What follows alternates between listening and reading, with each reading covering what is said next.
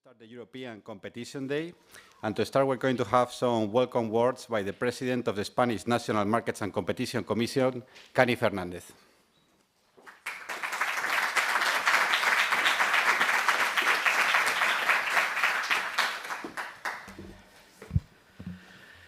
Dear authorities, fellow speakers, distinguished guests, ladies and gentlemen, and also those that are following us online, thank you so much for being here. Bienvenidos a Barcelona. I must admit that I am particularly pleased, honored, and I would say even moved to host this European Competition Day. This event has been marked in my agenda since the very moment I took office, already 3 years ago in 2020. We are ready to enjoy a full day of thought-provoking discussions on competition law and policies. But first, I would like to pay tribute to the late Vice President of the Spanish National Markets and Competition Commission, Mr. Ángel Torres, whose integrity, professional skills, and experience are going to be very much missed today. Let me welcome you all to our headquarters in Barcelona. A big thanks to all our speakers for helping us deliver some important messages in this European Competition Day. Thank you as well for all the attendees here. I am sure that we are all looking forward to the discussions on some of the pressing challenges faced by the European Competition Network as a whole. As you all know, the European Competition Day is the central conference on competition policy to be held during the rotatory presidency of the Council of the European Union. Here, let me express my appreciation for the remarkable work carried out during the Swedish presidency in the first half of 2023. Their excellent work has certainly raised the bar. As you all are aware, today's conference will feature 2 separate panels. During the first panel, the speakers will discuss the relationship between competition and regulation, focusing on different aspects of this interaction, how regulation may intersect with competition, and what competition authorities can learn from regulation to apply to anti-competitive behavior, the behavior observed especially in innovative and fast-growing sectors like digital. A recent trend of more regulation in competition policy will also be addressed, and particular examples of regulation and their effects and implications for competition enforcers and the sectors involved will also be discussed. The second panel will be focused on competition and artificial intelligence. This discussion will be centered on 2 main points: how competition authorities can benefit from new technologies to improve and update our toolkit to enforce competition law, and on the other hand, an analysis of the risks posed to competition in the markets by these new technologies related to artificial intelligence, and how undertakings can use this technology to consolidate their dominant position or to exclude competitors, collude, or raise prices. Hence, competition authorities must react to these new changes and challenges. Finally, a quick overlook of the potential repercussions of this evolving technology and its future advancements will be outlined. I'm sure that both panels will trigger genuinely and stimulating discussions. Queridos colegas, chers amis, true to its Europeism, on July 1st, 2023, Spain took over the 5th presidency of the Council of the European Union. During this first half of the presidency, Spain has been working to reindustrialize the European Union and ensure its strategic autonomy, to advance on the ecological transition and environmental adaptation, to promote greater social and economic justice, and to strengthening European unity, with the same determination and enthusiasm we have shown in the 36 years since our accession back in 1986. During these more than 3 decades, Spain has been intensively involved in the common foreign and security policy as a key role player and a bridge between the European Union, Latin America, and the southern shores of the Mediterranean. but without forgetting the ultimate goal of fostering the position of the European Union as a leading international player. As globalization is becoming more intense and complex, and policy makers are pursuing efforts to foster growth and competitiveness, the role of competition policy, as well as the cooperation between national authorities, is becoming more necessary than ever before. This coordination is the essence of a sound competition enforcement across the European Union.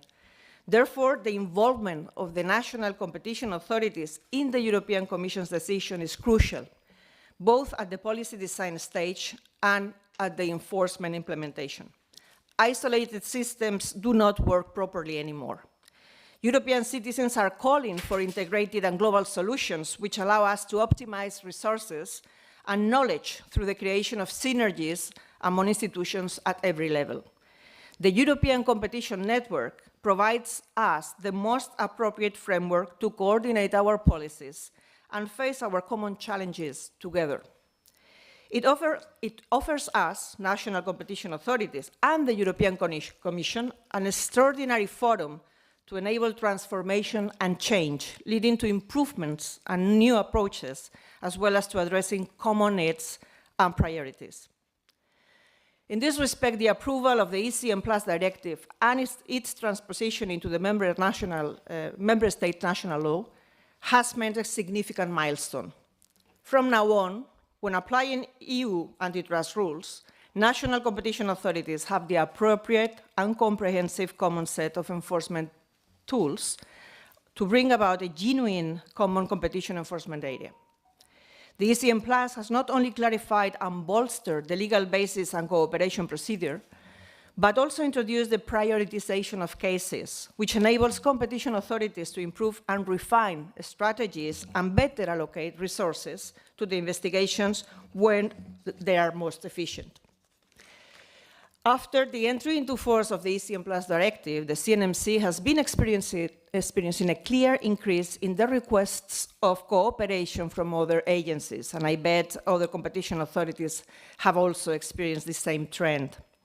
Close cooperation and availability of assistance from other authorities are always essential when we talk about cases that exceed our borders.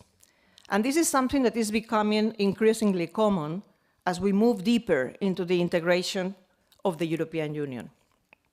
All in all, the ECM Plus was necessary, especially bearing in mind that the task we carry out is essential to safeguard the fundamental freedoms of our citizens, because it boosts productivity and contributes to create economic growth. Finally, I would like to point out that 2023 is a significant year for the Spanish National Markets and Competition Commission. In 1963, the first Competition Act in Spain was approved, so we are celebrating the 60th anniversary of our competition law. It's not only that, I mean, it is our 10th anniversary as an institution that is an integrated institution. We are also celebrating that this year. But it is also a year for celebration for many national agencies, Netherlands, Belgium, Portugal, Slovakia. So congratulations to you all. I would like to finish my speech by saying that discussions as the one that we are going to take today are an exceptional opportunity to deepen dialogue and explore new synergies in how to better achieve our common goal of protecting consumer welfare and achieving a balanced, sustainable economic growth. Thank you very much for your attention. I wish that you will enjoy the discussions and make the most of this event, and see you in Belgium in 2024.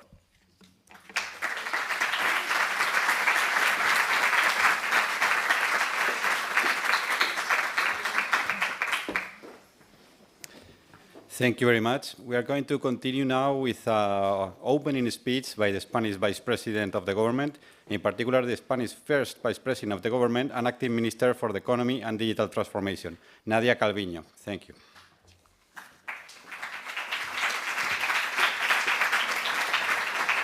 It is a great pleasure to participate in the European Competition Day, even if only through this video message, as today I'm in Luxembourg, chairing the ECOFIN meeting. I wish I could be in Barcelona right now, and in fact I will be joining most of you at the International Competition Network dinner on Thursday. I have no doubt that you will have very substantive and productive discussions on how to address current challenges for competition policy. And these exchanges are particularly timely in view of the fast-changing international environment. We're witnessing a massive shifting of the tectonic plates on which the international order has been built since the end of World War II, which is also having an impact on competition policy, as one of its pillars was precisely the coexistence of a free market economy with a set of institutions and regulations that ensure effective competition, prevent abuse of market power, and guarantee that consumers and citizens get their fair share of economic progress. Fair competition is indeed a key element of an open market economy. It stimulates economic competitiveness and efficiency. It offers consumers a wider choice of products and services at more competitive prices, while encouraging economic growth and innovation. Within the European Union, competition policy also prevents distortions to the internal market and is therefore a key element in the economic and political functioning of our Union. I need no convincing of its merits. As you all know, I've been a competition policy practitioner for a good part of my professional life, both at national and European level. And today, new technologies, new forms of production, new global competitors are challenging the way these principles have been applied so far. And this is why it's so important that the Union adapts to the new economic reality. For instance, the Digital Markets and Digital Services Acts are the first building blocks of an updated toolbox. We need to take account of global competition, accelerated digitalization, unprecedented market power imbalances, and massive public and private investment needs to ensure that the European Union continues in the forefront of new technologies. We also need the right regulatory framework for artificial intelligence, boosting innovation, but also ensuring the protection of our rights and European values. AI and data can have an impact on competition policy, as the possibility to process millions of data can eliminate uncertainty and incentive for economic operators to invest and take risks, and this will impact downstream on consumers. We need to ensure that technologies like AI are used for enhancing our competition framework and our welfare. And that's why closing the AI Act is one of the top priorities under the Spanish presidency. We're also working hard on other key files for our future, such as the package cybersecurity, the revision of our fiscal rules, midterm review of the multi-annual financial framework, funding for Ukraine, banking union, capital markets union, digital euro, and of course protecting the level playing field for European industry with appropriate state aid control and better regulation, so that we can have the cheapest and cleanest energy for EU companies and families, whilst also supporting the EU strategic autonomy. And that is why getting the electricity market regulation right is also a top priority for our presidency, so that the European Union continues to lead the global climate action agenda, pressing ahead with the Green New Deal and decarbonizing our economy, reinforcing our resilience vis-à-vis international energy markets, and also developing green technologies and mobilizing sustainable investment. We are facing our presidency in a favorable position thanks to the strong economic activity and job creation and the benefits of economic policy based on fiscal responsibility, social justice and structural reforms. We've done our homework, and that puts Spain at a good place to lead some of the key debates underway in Europe. Significant progress has been made during the first 3 months of our presidency, but I'm sure the best is still to come. I thank you very much for your attention and wish you a very productive day and meaningful discussions during this extraordinary event, and look forward to seeing you on Thursday. It is a great pleasure to participate.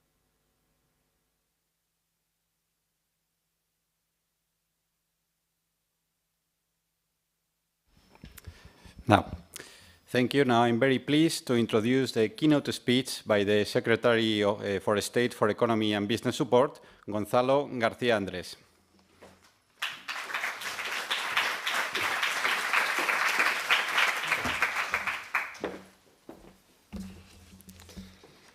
Good morning. Thank you very much, Kani, dear Kani, for hosting us here.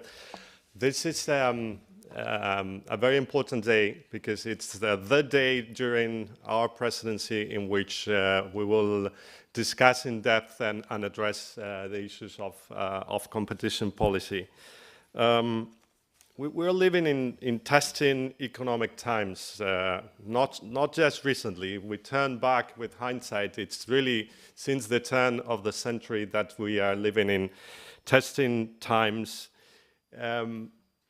A time of profound change in our economies, of really structural transformation driven by the need to decarbonize and to halt climate change, and also driven by digital technologies, but also a time of unprecedented shocks. We've had shocks coming from public health. We have war. We have the consequences of all that in the form of a return of inflation, which is very important about the functioning of markets and the efficient functioning of markets. And we also have a world in which increasingly power is used to obtain economic gain. You know, the idea that we had about globalization a few decades ago is now quite old, and we are living in a world of what I would, dare to call dirty globalization. Faced with these very challenging environment, I'm glad to say that the European Union has reacted, I think, in full force by learning and by adapting and changing, which is, I think, the imperatives of the day. We have almost forgot on this side of the channel about Brexit, but that was part of these reactions of the European Union. There has been, of course, COVID, and how the European Union reacted with an unprecedented program of investments and structural reforms in the form of the Next Generation EU, that in Spain is the Recovery and Resilience Plans, that is elsewhere. And this reaction has allowed the European economy to go back in full force to recover and to have now a situation in which we are at stable situation with strong labor markets and facing new threats with a more resilient economy. The EU has reacted also to war, Russian war of aggression in Ukraine with unity, with determination. And so I think the good news is this process of adaptation is ongoing. Competition policy is a cornerstone of the internal market. And of course, competition policy is the quintessential of a common European policy. So that is why in this transformation process, the role of competition policy and the need to adapt competition policy to the challenges of the day is essential. And that is what I'm going to talk about in my remarks today. We need to adapt competition policy to those aspirations of leading this transformation of the economy, of developing this new generation industrial policy, of enhancing this idea of a strategic open autonomy. So how to think about this process? I think it is important to have an analytical framework that helps us think about how to adapt competition policy and markets to this situation. I think it's useful in this respect to think of the economy as a complex evolving system, more an ecosystem than a mechanic structure, which is inherently dynamic, always changing by the interactions of differentiation, innovation, new strategies, new ideas, the replication of these novelties and this constant change. I think this is a useful way of thinking about the economy and how the functioning of markets needs to adapt and lead this structural process. It is a market in which, as we all know, of course, there are very heterogeneous companies, you know, big, small, innovative, old, productive, non-productive companies, but there are companies that in many respects, or in most of the cases, they set prices. Of course, they set prices, with full restriction, with a lot of restrictions, but they set prices.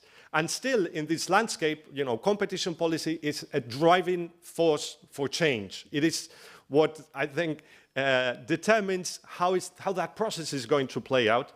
And I think more importantly for us policymakers, it is what the outcome will be in terms of welfare for companies and for consumers. So lower prices, high quality services and goods. And so that is why it is so important for competition policy to adapt. I want to praise, the European Commission, also the two co-legislators and the national competition authorities for the work that has been carried out. Because, of course, we are not at the beginning of this process. We are well advanced in this process. A lot of things have been done. Kani has mentioned some of those, and the Vice President some others. Let me just kind of emphasize some of the progress that I think we've made. And it's very important that we are aware of the progress made in order to address and tackle the challenges that still lie ahead. First, on state aid, of course, the COVID was an unexpected, unprecedented shock to the economy, in which all the economic policy had to react very quickly to prop up our economies, our companies. So the temporary crisis frameworks, of course, have been crucial in ensuring that that viable companies, continue to withstand all the shocks brought about by COVID. I think that has been a successful process, not an easy one, but I think it's been successful because it has allowed member states to deploy the guarantees, the direct support to companies. And we see it in Spain, but I'm sure we see it elsewhere in Europe, and we see it by the data on the economy, that we have avoided scarring, we had avoided having persistent and permanent damage in our economies, and that is, I think, a major achievement. Of course, there is a need to kind of to adapt, to evolve. Now, COVID it looks past us, and we have new challenges. And of course, for that, it is important also to adapt the aid frame, the public aid framework. There have been kind of new adaptations. So the temporary crisis framework has turned into the temporary crisis and transition framework, and we are more focused on adapting the rules for helping companies address the investment needs of this digital and green transformation.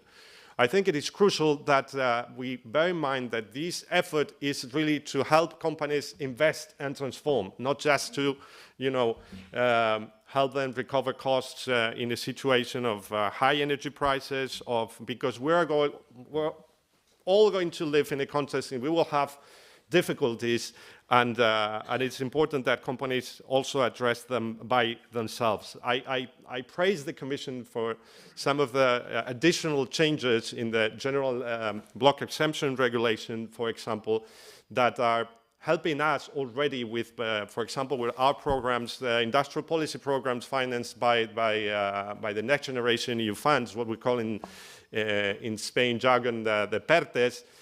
We're being able to deploy that more efficiently using the adaptations to this framework. Of course, in the digital realm, I think there's been a very speedy, and smooth approval of these new landmark regulations, which can create the framework to address the challenges posed by new digital platforms and these new forms of market power that, of course, you better than I know that are our challenge, that we need new tools, and we need now to implement, as it has already begun, the implementation of the Digital Markets Act. It's also near completion the market definition notice, which I think it is also important. And there have been other progresses in adapting our tools also to ensure that not just between European companies in the internal market, but with companies that come from abroad and that benefit from subsidies from the foreign governments, there is a level playing field. You know, the foreign subsidies regulation is a case in point here. It's one that needs to be also implemented, and there have been further advancements in the field of antitrust and cartel, in the field of mergers regulation with the simplification package entering into force. I really think we have come a long way, and we need to be, I think, happy and aware of that progress. But of course, more is needed. We in Spain, because for us it was so paramount to use and to seize the opportunity of the Next Generation EU funds to transform our economy, to increase investment and to carry out structural reforms. We have been feeling that tension in how to adapt competition policies. We have been participating very actively in the debate on adapting competition policy. As you know, we've shared the different non-papers on state aid and its relation with investment programs, but also more generally on the need to adapt competition policy. And I think it is important that we reflect on what we need to achieve to complete this whole process of adaptation of competition policy. And starting with state aid. Here, a few months ago, there was a sense of urgency in the European Union because of the Inflation Reduction Act in the US and the threat that it posed to some of the industrial projects in the EU. I think, again, the reaction has been swift, has been speedy, and there have been changes in competition policy. There have been also changes that are ongoing in regulations for the new industrial policy with Net Zero Industry Act regulation and also with the critical raw materials. As I said, I think that there have been adaptations that are useful. In our view, this is not so much an issue of quantity, but of quality. I think we will not we will not win this battle by just trying to match the level of subsidies of other jurisdictions. We need to use our own strengths and be confident in the ability of the internal market to deliver that progress and that change and transformation. So yes, we need to be more flexible in using state aid, but I think what we really need is more transparency, more predictability for companies, and that is something that I think we're making progress, but we need more progress in order for companies to be able to plan ahead, to take their investment decisions at a time where what we need to do is to help that change and create the opportunities for companies to carry out those investments successfully, but very importantly, maintaining the level playing field in the internal market, both in terms of the use of the state aid opportunities and also in terms of the fiscal space of different countries. We need to bear that in mind. That is why it is important that we use, of course, national instruments to fund some of these industrial policy projects and to finance these European public goods, but it is very important, as we are doing with the Next Generation EU funds, that some of the European public goods the digital transformation, the green transition, also in other areas such as defense, that we're able to have instruments that are European and that can fund those public goods. Another issue which we think there is still work to do is the need to make consistent competition policy with our investment ambitions. The EU institutions, the EU Council has, adopted very ambitious objectives and goals for, the digital decade, for 2030. We are very, I think, very ambitious, and rightly so, because this is no time for slowing or for lowering the ambitions. But in order to do that, we need really to kind of promote investment and facilitate private investment. And from this point of view, I think there's a lot of work that has been done to really integrate that dynamic dimension in not just in state aid, but in the rest of the fields in competition policy, including the merger control. And I think this perspective, this dynamic perspective going forward, needs to be strengthened in order to, take decisions that, of course, preserve and promote and strengthen competition, at the same time create the framework for companies to invest, because we cannot kind of remain in a static framework when the economy and the world is changing so much, and when our political ambitions in terms of investment have been set so high. So again, it is an issue of balance.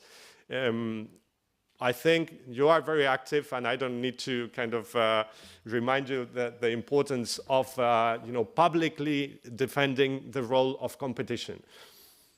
But we need to agree and recognize that these are testing times also for making this case, because in this context, the degree of the public intervention in the economy is very high. Has been high during the pandemic, and now, of course, we're moving towards a different situation. But the role of the government will continue to be very active, and in this context, we need to ensure that this is compatible and can be compatible. I'm totally convinced, with a very strong competition policy. So let me finish by saying that really the stakes here are very high. I think we are all kind of appalled these days at the new bouts of war, of terror, situations in which remind us that we will not be safe until security and peace advances in Ukraine, in the Middle East, and elsewhere. In these times, we need to maintain, the economic stability and prosperity. In order to do that, we need an active role, an active policy, and economic policies are essential. We see that good economic policies, even in very testing times, produce good economic results, and we really need to keep the course, to change, to adapt our tools, our institutions. And on this, competition policy is essential. And I thank all the authorities. I thank the European Commission for their relentless efforts in bringing about this change with our existing resources. As always, this is the fate of public servants in these times. I think we can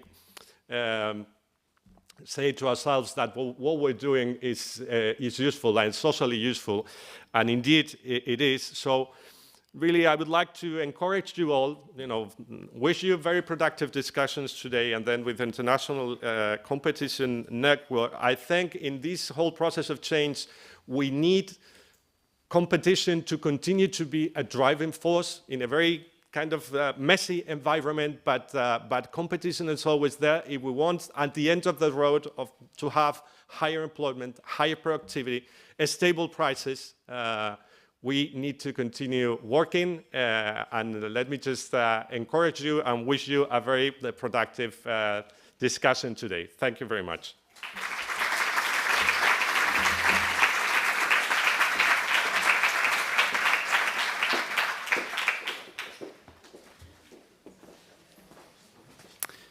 Thank you. After these excellent speeches, we now have next the first panel of the day about competition and regulation that will be presented by Patricia Vidal, President of the Spanish Association for the Defense of Competition and partner at Uría Menéndez. Thank you very much.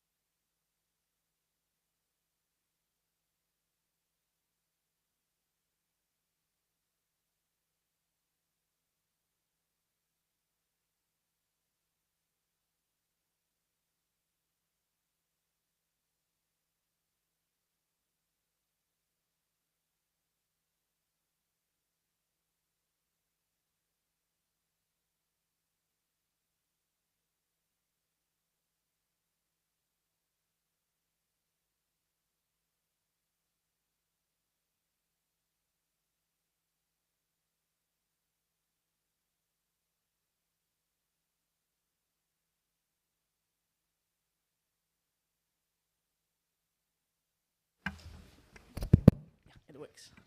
Good morning, everyone. I would like to thank, first of all, the CMC for having organized this event. It's a pleasure. I belong to the Spanish bar, and I'm extremely happy to be here, not only because of what this day means, but also because I think we are in the first league of competition authorities, and I say it honestly. And this is the reason why they have organized this wonderful day with an extremely interesting discussions we're going to have. This first panel, we're going to discuss something that we have heard a lot in the past, is an endless discussion and debate about ex-ante regulation. Do we need more ex-ante regulation, or is it better to have ex-post application of competition tools? What are the gaps of Article 101 and 102? I think that the Commission and scholars and practitioners, we have devoted thousands of paper against the Amazones, just writing about these gaps. Well, maybe we have found these gaps and now we have new regulation. What is better? Then we have many other questions about how competition and regulation interact, how authorities are going to interact, who is going to apply it. Are we going to have double jeopardy situations, 2 sanctions for similar behavior? How large companies are going to be able to comply with competition laws and this ex-ante regulation? Many questions arise. In order to debate on these matters, and I will not extend too long on these, we have a wonderful panel here. I think that we cannot find more suitable people to discuss about it. I will start introducing a little bio, because you have a very, very long bio, very long CV that has been distributed to all of you, of these 4 panelists. I start with Inge Bennett. She is a public servant since 2003. She was also, and let me use this quote, in the other side of the force. Before that time, you were a private practitioner of competition and EU law before. She has been working since 2010, I guess, or maybe a little bit later, in the, she's director of strategy and policy in DG Comp. If we look at what she does, she's really a multitasking civil servant. You have been responsible for implementing almost everything in terms of policy, vertical guidelines, the review of the horizontal guidelines, also the simplification of merger control, foreign subsidies, Digital Markets Act, etc., etc. So definitely, if I want to change something in my life, I need one Inge. And it's clear, at least for the results. Previously, she also worked at the European Commission in the Energy Director General, and also she was in the Cabinet of Employment, Social Affairs, Labour, Mobility, etc. Then in my right side, I have Rita Wesenbeck, who I know from her past life in DigiComp, dealing with telecoms and other sectors, but now, since 2020, I think, more or less? A year. Oh, a year, yeah, that's true. No, depends on what you want to say. I was going to say your present on your current post is at DigiConnect, and well, you are responsible for the implementation and surveillance of these new policies on online intermediary services. Probably a lot of headaches and a lot of work, DMA, DSA, etc. As I said also, well, you were also a private practitioner, you were on the other side of the force, so I think it's good to have these two sides, because companies always complain about a lot of regulation, but we have people who has been advising companies in regulation and competition law. Like energy. Then I think that maybe a wonderful exponent of these is Martijn Snoep. Well, he is the chairman of the Netherlands Competition Authority, which I always say competition authority, but is also a consumers and markets authority. So I think you have on the same hat consumers, DMA, DSA, and competition, so full package. Well, his CV is quite short, but I know him also from his previous side as a lawyer, working at De Brauw, and for many years he was also managing partner there. Something he does not say, but I allow myself to say, that you were also vice director of an orchestra, and it's something that reveals that he can manage and organize whatever he's got in front of him. Good skills, definitely. And I think he's one of the most well-known people in Europe for his efforts to push for sustainability developments in the area of competition law. And I really admire all his work, and at least is food for thought. And of course, Massimo Motta, the only non-lawyer or non-background lawyer, but he knows about a lot of law. Massimo Motta, he's an economist, he's a research professor at the University Pompeu Fabra, as well at the Barcelona School of Economics. He served for many years as chief competition economist of the European Commission. He developed the idea that we are now suffering about mergers, that they need, the Commission needs to be a little bit harder in review of mergers. I'm not criticizing this, I'm simply making that point. He has been advising for many years to competition authorities, agencies, well, he has written a lot about competition law. I think you have written the basic textbook on competition law in exclusionary practices as well. Definitely you will have to write something about abuses of dominant position in the future, I hope. So we have a panel with economists, enforcers, ex-lawyers, with these two sides in mind, and let's try to bring some light to this interaction between competition and regulation. And I will start with a couple of questions. Of course, anyone can jump. This has not been practiced. I will try to get the clock very tight, but please discuss and intervene whenever you feel it works. At the end, we will have 15 minutes for discussion of the floor. My first question, Massimo, this is for you, and it's just to put us in a context.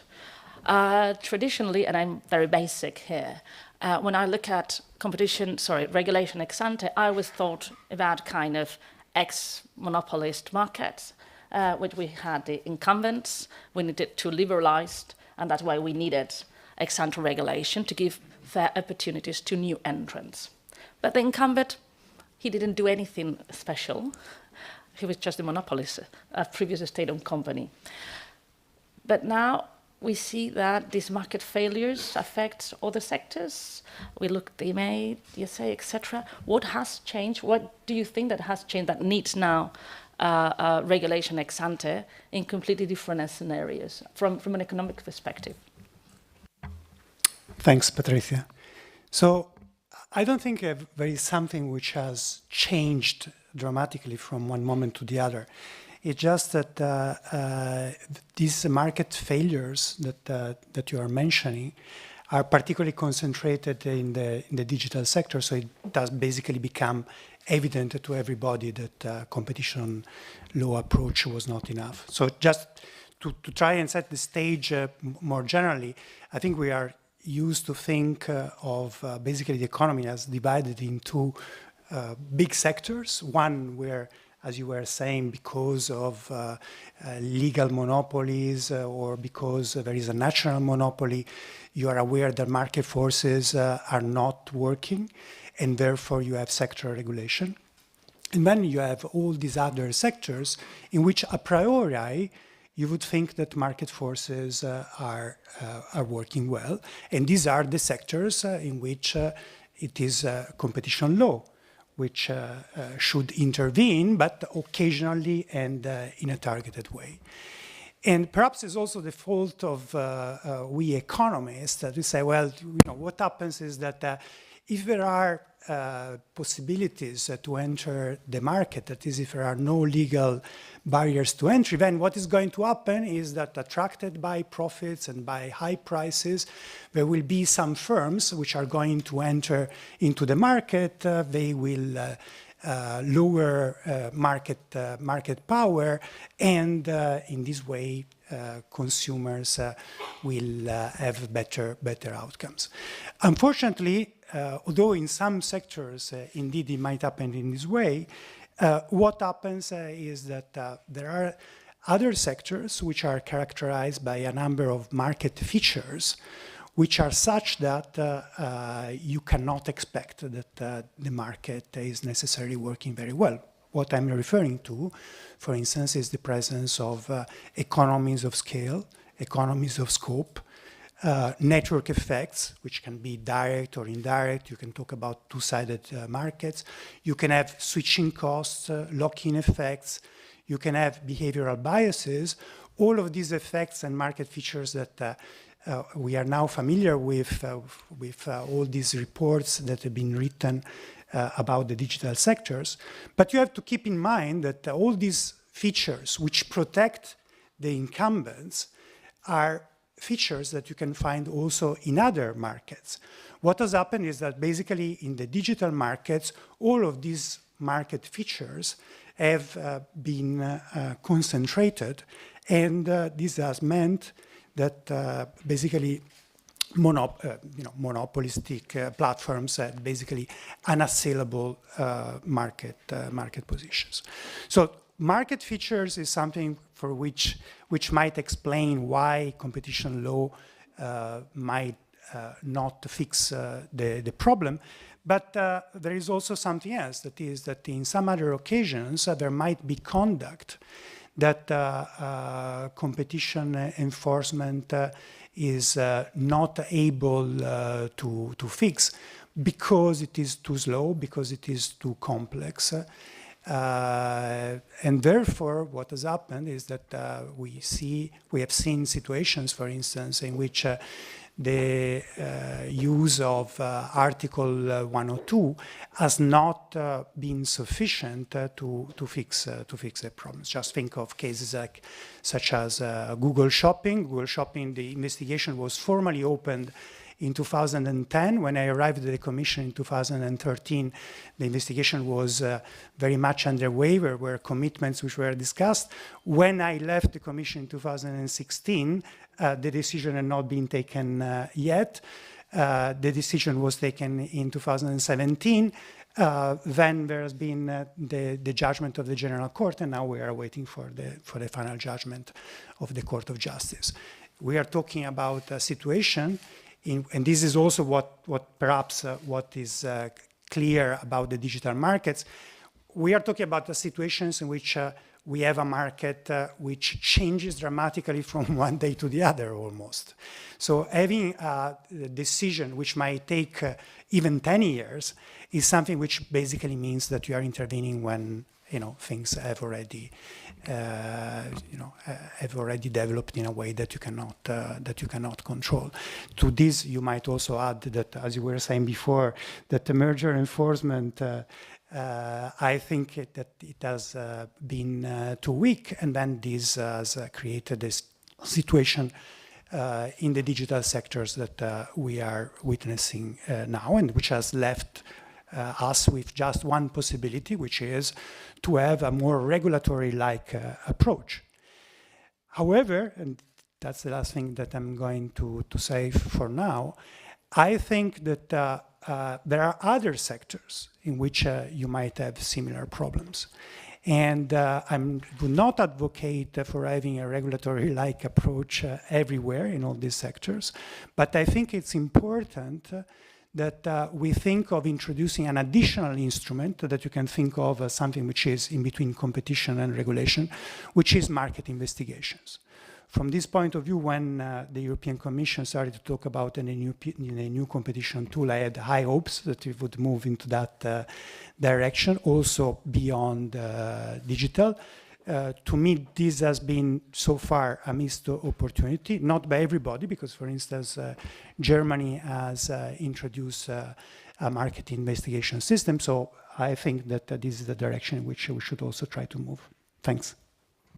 Thank you, Massimo. I think that for the new competition tool, we might need another conference the whole day. I would probably be seated just in front of you, debating heavily that. Having said that, maybe we can address it more in detail at the end, because if we focus on the new competition tool and the German initiative, etc., maybe the traditional element between competition and regulation, because this is in a midway, we can skip there in the debate. Now, I will address to all the panelists something which is quite basic, but I think that something has changed dramatically with the DMA as compared to the DMA, the Digital Market Act, and a DSA as compared to traditional regulation. And I would like to know your views. I know it's a very, let's say, broad question. What was the traditional relationship between competition and regulation, and what has changed, to what extent the DMA has changed this relationship? And I can put you some examples. I mean, is a DMA any kind of regulatory tool that we have not seen in the past? Because it also mixes some concepts with that comes from competition law. We're not talking about dominance, we're talking about gatekeepers, but some people may mix it. Also, in my view, I think that the DMA introduces radical changes for market players, large digital companies, and the way they have to behave. I want also to know your views, also from a policy perspective that was meant to be that way.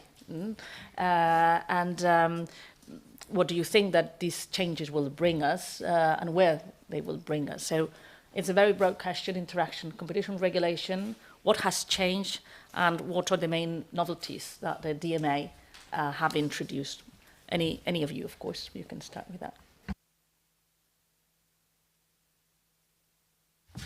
Happy to start. Good morning, and thank you for having us here.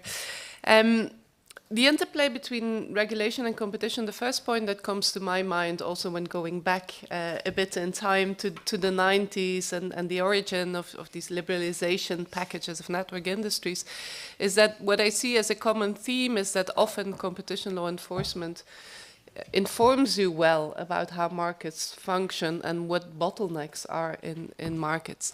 And therefore often that's how it worked also at the European level. Competition law enforcement gives a basis and helps to design pro-market, pro-competition regulation. I think that's something that we've seen in telecoms, in energy, and that we have definitely also seen with the Digital Markets Act.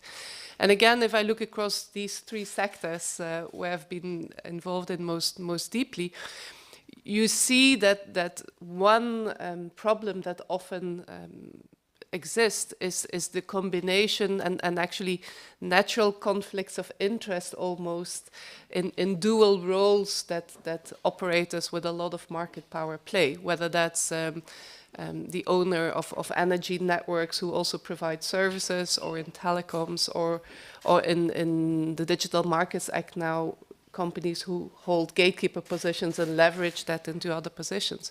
And therefore, I think also in seeing how the regulation was shaped across the sectors and comparing that to Digital Markets Act, you see common themes in terms of access regulation, interoperability, facilitating indeed customers to switch from one operator to the other, to port, whether that's then their data or their mobile phone number. So I think there is a lot of consistency in the basic approach to regulating market based on competition law knowledge and experience. I think what's also a common element is the complementarity of competition law and sectoral regulation. Again, going back to telecoms, to energy, competition law has been enforced next to regulation and hand in hand with regulation, and that's what we expect also for the digital sector. Where I see some differences, and again, I think that comes back to the origin of markets and the fact that in telecoms and energy, we were talking about liberalization legislation, which opened up national markets to competition. That is something which is different in the digital sector, and you see that in the enforcement architecture.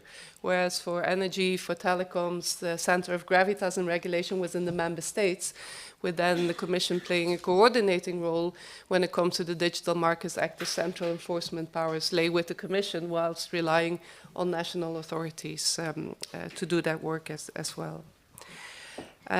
What we expect to see in terms of changes is, of course, changes on the ground. And we hope that by moving to ex-ante regulation, where the specificities of the obligations are written in more detail into the law itself, that will facilitate that type of compliance, and that there is less need for a discussion about what compliance means exactly. That's not to say that there will not be discussion at all about this. I'm sure there will be plenty of discussion, but at least the provisions, the do's and don'ts in the DMA are more concrete and more precise than the general principles that are laid down in Article 101. And yes, indeed, the changes that we hope to see go to the heart of business cases of some of the big tech, precisely because they play, for example, to these dual role issues that I mentioned before, because they play to the business case of harvesting data and using data as the new oil for some of these gatekeepers. So that in terms of just some introductory comments to your questions. Thank you very much, Inge. Martijn. Yeah, thank you very much, Patricia, and thank you very much also to Kani and the team for inviting me here.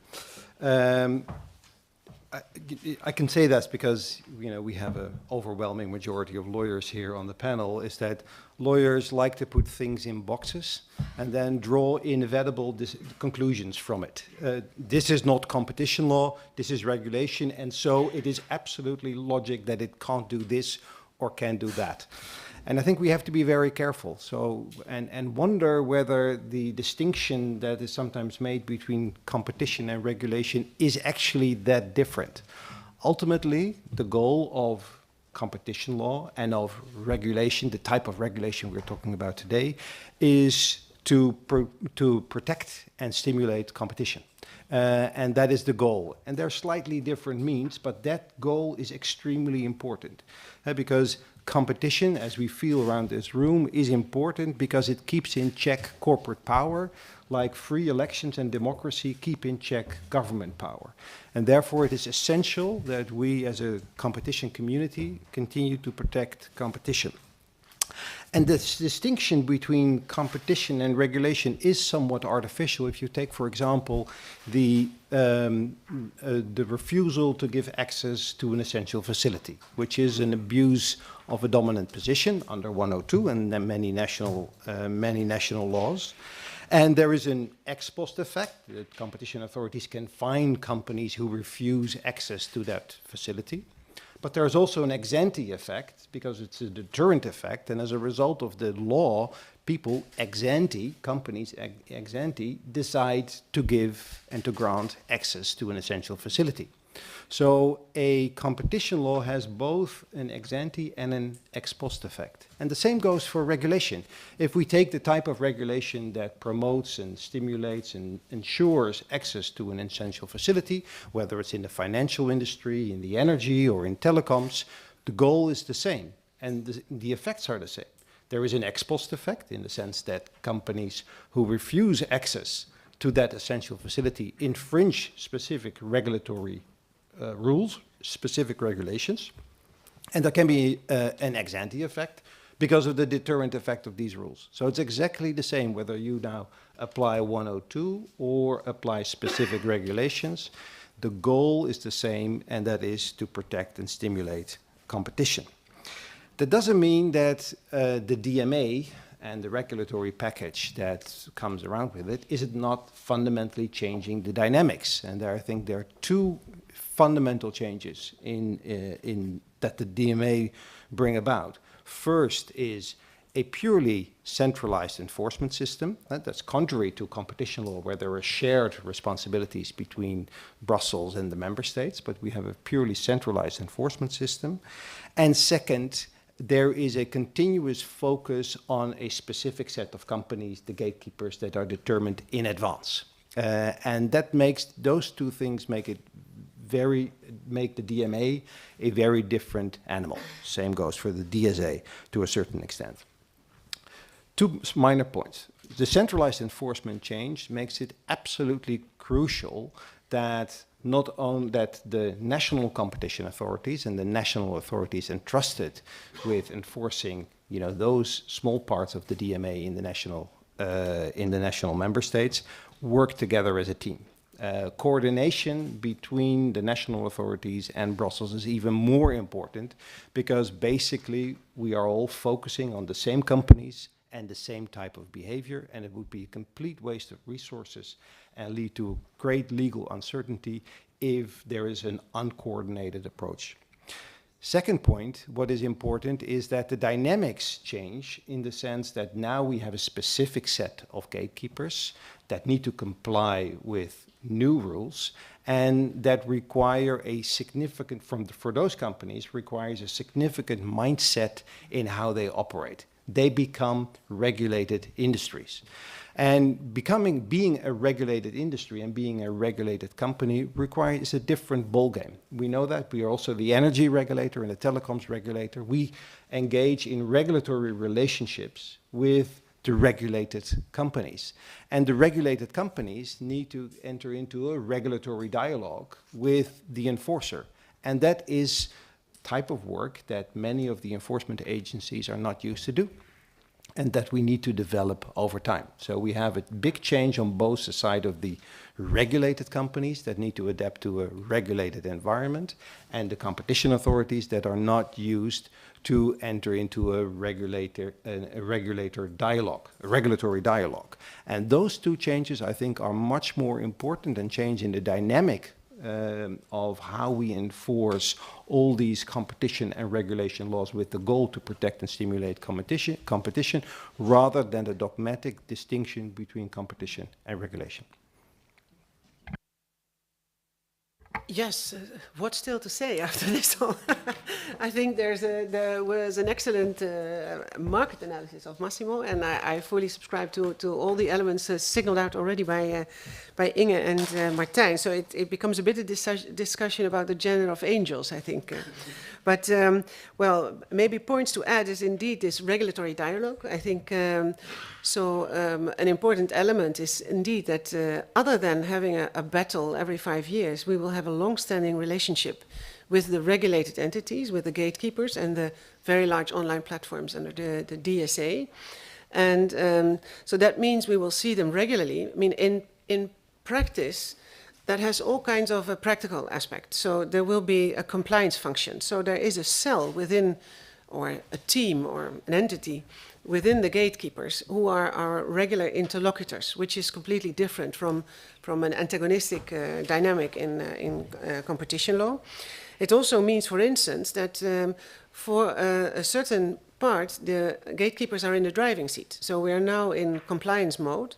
And for us, this is clearly not a paper exercise. So it will end with a compliance report that the gatekeepers will hand in.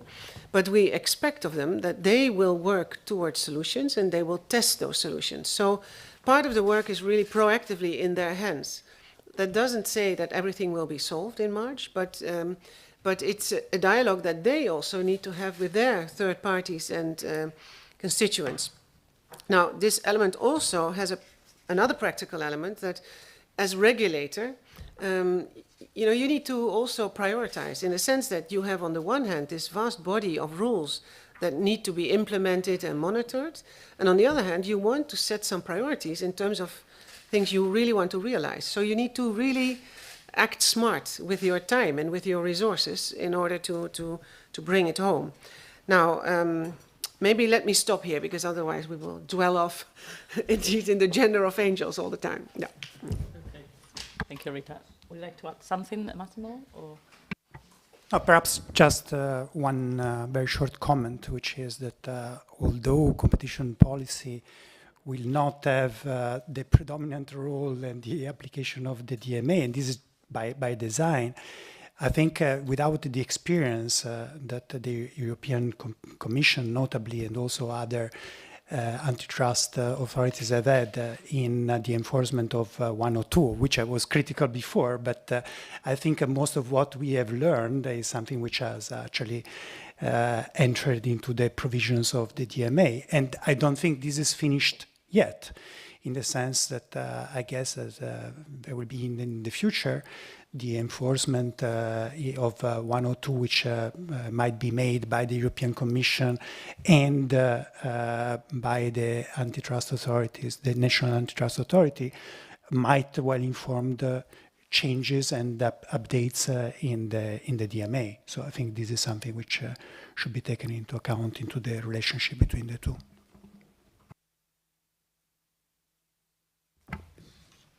Just to add very briefly on what I think Massimo said and the point about the dynamics that Martijn and Rita underlined, I think indeed one of the issues that we saw in enforcing competition law in the digital sector is the huge asymmetry of information, whereby as a competition enforcement agency, and that's the ex post dimension, you really need to start from scratch in building your case. And that's where, for me, indeed, there is a fundamental change in the dynamics with the Digital Markets Act and it being ex ante, that it imposes on the limited number of regulated companies also a burden to show compliance with the specific obligations, and that's not just an obligation de moyens, but an obligation de résultat through the compliance report and others. And I think that is an important change in the dynamics. Indeed, those limited number of gatekeepers know that this will be an ongoing relationship with the regulator. At the same time, you know, knowing who our clients are, I would also be cautious not just to emphasize the dialogue aspect. Yes, it's true that we don't need to get it right from the first time, because this ongoing relationship allows to, you know, forcing the screws gradually, as also has been done in other sectors.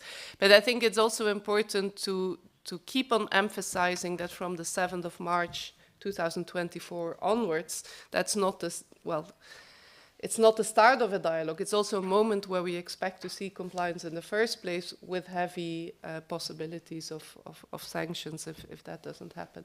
And at the same time, of course, we need to continue working on our traditional instruments. 102, as you know, is under review, and also procedural aspects. We're looking at that in the context of Regulation 1 as well. But we'll come back to that, no doubt, later in the conversation. Thank you. Well, I will take perhaps the question precisely with the end of your session. I mean, you said that traditional enforcement provisions, 102 basically, will still apply. Mm-hmm. And my question, I know it's quite basic, but when and how it will apply? Because one of the kind of defenses that heavy regulated companies have always is that, look, we cannot move even a finger because everything is regulated. I'm over-regulated. I cannot impose excessive prices. I'm thinking about pharma sector and other sectors. So to what extent, precisely in the digital sector, these companies are going to be surveyed so heavily? They need to provide these compliance programs that have to be approved by the Commission in this element of dialogue and permanent contact. If they carry out perfectly well their compliance programs that is being monitored, how are they going to be sanctioned ex post via Article 102? What was wrong in the, because if it happens, then something was wrong in the conception of the compliance program ex ante. So I know it's quite basic, and we theoretically say, yes, you can combine, of course, regulation ex ante, and these companies are still subject to 102. I agree. But in the practice, how will it work? To what extent will we have, let's say, shared responsibilities? There's a defect of design of the compliance, defect of surveillance, maybe things that are not covered by the compliance completely, and are completely new activities. So what is the interaction and how this will apply? This is between Inge and me. I can maybe start, and then you can complement, because to me, I'm not completely subscribing to your concept of, a company can be completely complying and there will be problems left. So this is precisely captured in the notion that a compliance report is not a paper exercise. It's really about compliance on substance. It's about effective enforcement of and implementation of the provisions of the DMA. So the work needs to be done now by the operators, and they now need to put their solutions in place, and then they can write up before March what they have realized. If this is perfect, there's an effective implementation, we see with stakeholders that this is the maximum that can be achieved, then that's fine, and then we can monitor. But they cannot hand in a nicely written paper with a lot of underlying problems that will continue to exist and will perpetuate a situation that is not compliant with the DMA. So then I think it's over to Inge for 102. Yeah, the DMA, of course, reaches very deep and has a lot of impact, but it also has a quite limited scope. As Martijn also said already, so far we have 6 companies designated as gatekeepers for 22 core platform services, but they have many activities beyond these core platform services. And that's, of course, where competition law being, if you like, the more precise instrument to also investigate conduct which is not being prohibited by the DMA, is well suited to do in more detail the case-by-case assessment of what the impact of that conduct is in the given circumstances. So there is plenty of scope beyond the DMA where competition law instruments at EU level, at national level, remain the tool to enforce and to keep markets open and competitive. When it comes to the territory that is covered by the DMA, the scope of the DMA, there, although from a legal perspective, Article 102 can be applied in parallel. From an efficiency perspective, it's clear that the DMA has a lot of advantages from an enforcement perspective. So there, as Rita says, the compliance reports and the effects that we expect to see and will monitor through the compliance reports will give the first indication to then continue enforcing through the DMA and making sure that the results are there. From an enforcement perspective, of course, the DMA is an easier instrument to use in the sense that there are a number of issues, market definitions, finding dominance, which is not relevant, and the obligation is specified in the DMA. Fully agree. Would you like to add something? Yeah, maybe add a bit of the kind of the national competition authority perspective in the sense that I think all competition authorities, probably all authorities, do not have an overwhelming amount of resources. So we need to spend our resources efficiently, and that means that there should be no overlap in regulatory activities or enforcement activities, and there shouldn't be any gaps either. So it's no overlap, no gap policy that we adhere to at the ACM in problem solving, in basically, coming back to what I said earlier, in protecting and stimulating competition. And that requires, and that's also maybe some element that the DMA and the DSA and the other digital regulations bring about, that requires even more closer coordination of activities, both at the levels. The national authorities need to coordinate closely with DG Comp and DG Connect to ensure that there are no overlaps and no gaps. But at the same time, coordination at the ECN level is important between the Commission and the national competition authorities. But let's not forget that there are also other authorities looking at the digital sector, like the data protection authorities, the media regulators, in some cases the telecom authorities. So that also requires at the national level quite a detailed coordination mechanism, and that's why we in the Netherlands set up now almost 2 years ago a digital regulators cooperation forum, which is chaired by the ACM, together with the Financial Conduct Authority, the Privacy Authority, and the media regulator, to ensure, all of us, to ensure that there are no gaps and no overlaps between the things that we do. Because I think the worst thing that we as an enforcement community, wider than competition, can do is, all run after the same topic and forget about the rest. So that's why close coordination is key to the success of the digital regulation. If you don't mind, I'm going to take property over that expression. I loved it. No overlap, no gap policy. I think it's very constructive and efficient. And starting from there, I will pose also an additional question that I think it's addressed also to people from DigiComp and to yourself, Martijn, is what kind of role do we expect that national competition authorities will have in the implementation of the DMA, different kinds of models? And also, the first one is the competition authority, the role, and the second one is the national regulation role. I mean, I'm very concerned about having national developments regulating the digital markets, how this will affect an integrated European market. Same companies, different rules in different countries, all of them inspired by competition law. I loved what you said. I was not aware of it, but I think it's quite efficient. This digital cooperation forum, it's at a national level, of course, but I think that something similar, and I know that the idea of the DMA is that everything is centralized at the European Commission's level, but something similar should exist between member states and the European Commission, precisely to ensure no overlap, no gap policy, because I think that one of the most heavy concerns for companies is precisely this legal uncertainty. You talk about boxes. Yes, we have square boxes in our minds, unfortunately, and the worst that can happen is that we have different legal regimes at a national level, overlapping one to each other, needing to adapt. So, to make the story short, 2 questions. What's the role of national competition authorities? How they cooperate, how they integrate? What's the role between DigiConnect and DigiComp? We know you both apply the DMA, but how? You will meet at a coffee break. How do you do that?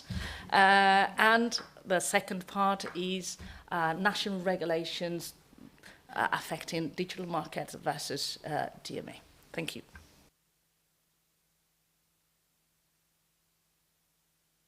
Let me first also, in fact, highlight that there's one dimension that you're forgetting, which is the cooperation between regulatory authorities at the European level.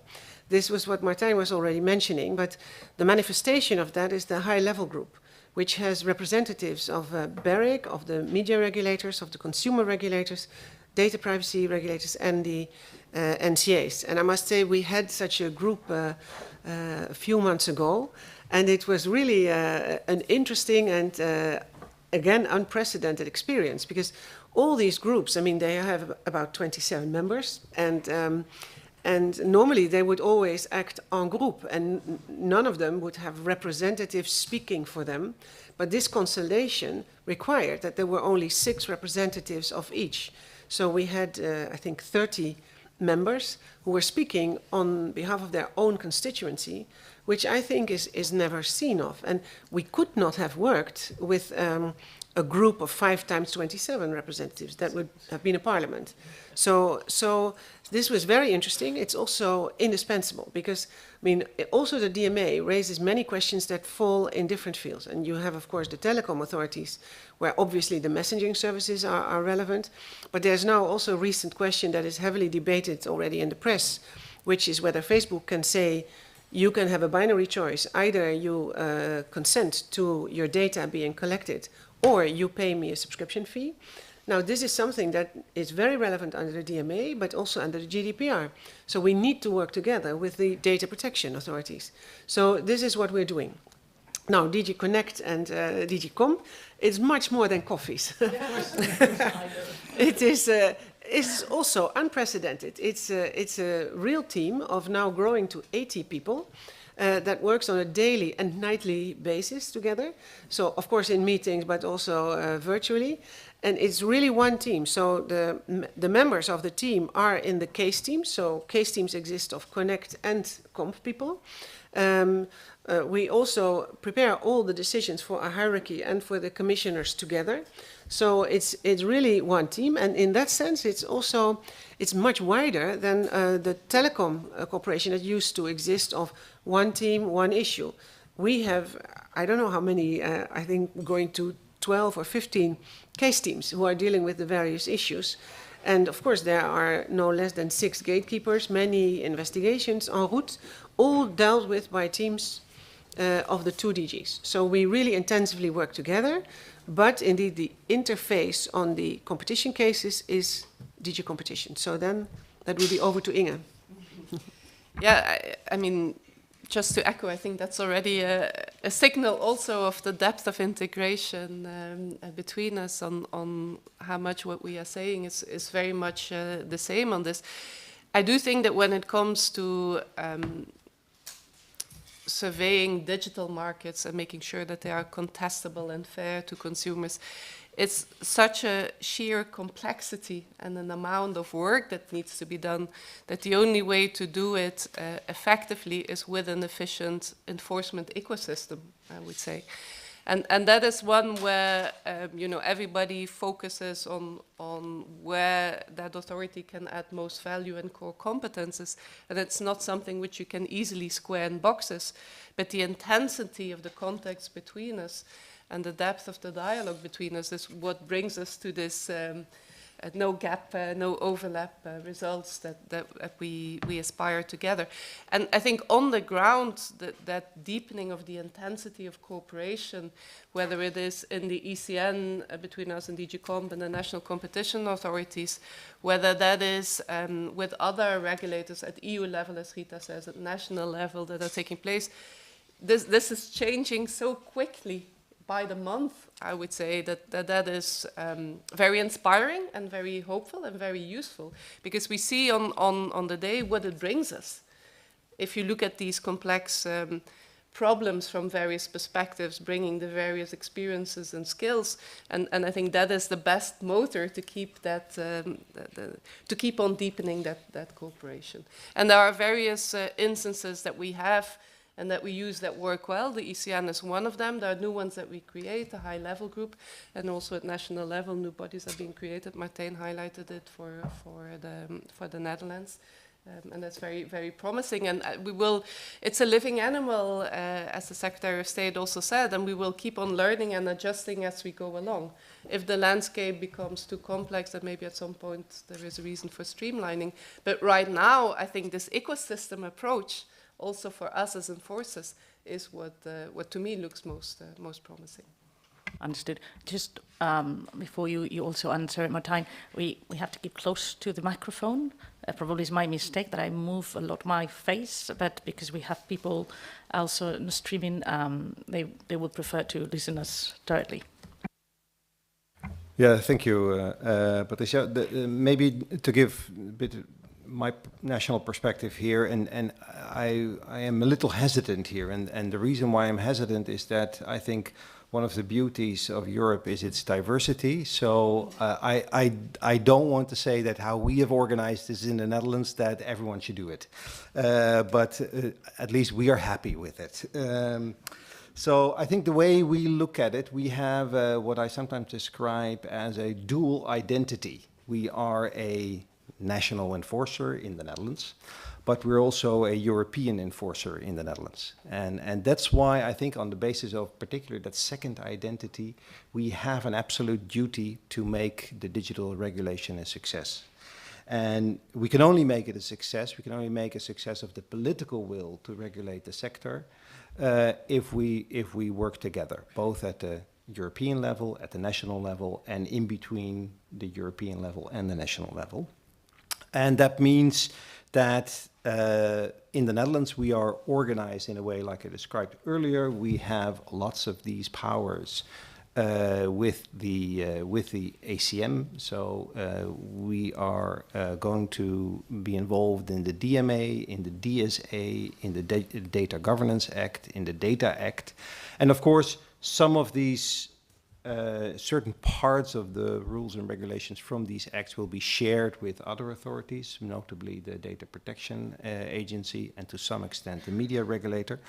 But I think by bringing together all these agencies under the umbrella of the Digital Regulators Cooperation Forum, there is no dogfight before Parliament between us regulatory authorities. And in effect, we all, the heads of the different regulatory bodies went together to Parliament and said basically, this is how we would organize it. Of course, it's your job to assign tasks, but if you would ask us, this is how we would do it. And that is how it happened. So I think that by showing also at the national level that deep kind of cooperation is also something that our parliaments want. You know, they don't want fights between national authorities. You know, they like a coherent approach. We deal with how to divide up the work, but that should not be something that needs to be discussed in Parliament. At the same time, we were also asked whether we wanted to have a national DMA at some point in time. And I think there were members of Parliament who thought, okay, that may be also something that would be nice for the Netherlands. We advised against that because we said, you know, this is going to make things very complicated, unnecessarily complicated. I mean, there is enough work to do, and on the basis of the no overlap, no gap policy, you know, why would we need a national DMA? You know, if it would it all be possible? But the idea was floated. It's no secret that we as a national authority hoped for kind of a more involvement in enforcing the DMA at the national level, of course in close cooperation with the European Commission. In the end, European Parliament and the Council decided differently. That's fine. And now we're looking for new ways to cooperate. And I think one of the most promising new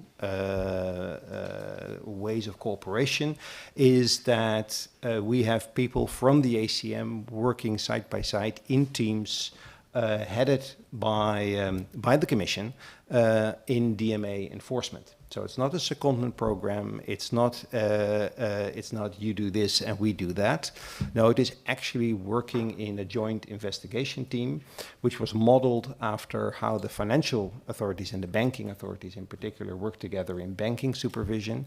And I think that is probably the way forward. And I hope that more competition authorities with an interest in enforcing the DMA will also join in this initiative and strengthen the Commission's resources with sending people to Brussels to work together on DMA enforcement. And the great thing about it, also from a employer's perspective, is that our people really, really like it. They stand in line to work together with the Commission in on these cases, and it has, you know, the benefit of a flexible workforce. I mean, they're not seconded for a longer period of time. Some people have, you know, have families, have, you know, different career plans, have spouses with work in their home countries. So, you know, being seconded for 1 or 2 years to Brussels is not an option, but working together, partially on-premise, partially remotely, is an option to work together at a European project, and they find that extremely exciting. Thank you, Martijn. Definitely you are applying, let's say, law firms' policies to retain talent. And I think it's extremely important what you're saying about not secondments, but this exchange of experiences, definitely. Massimo, I have a question for you, because for me, maybe it's so basic that it's wrong.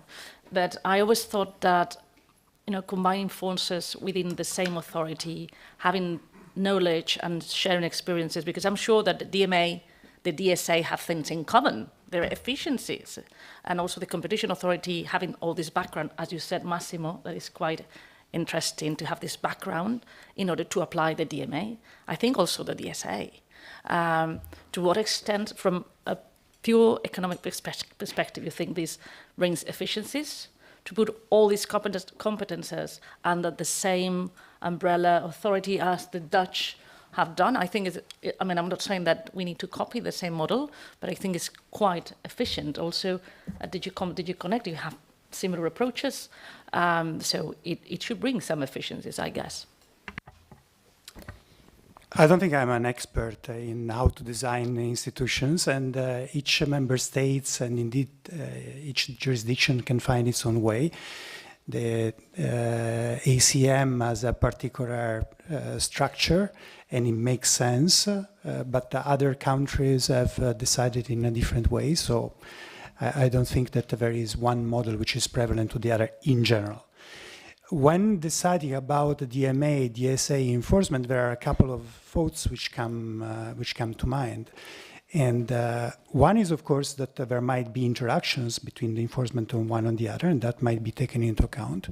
But the other one is that each agency, as long as the agency is not taking responsibilities both on regulation and competition, but each agency has its own expertise and its own knowledge.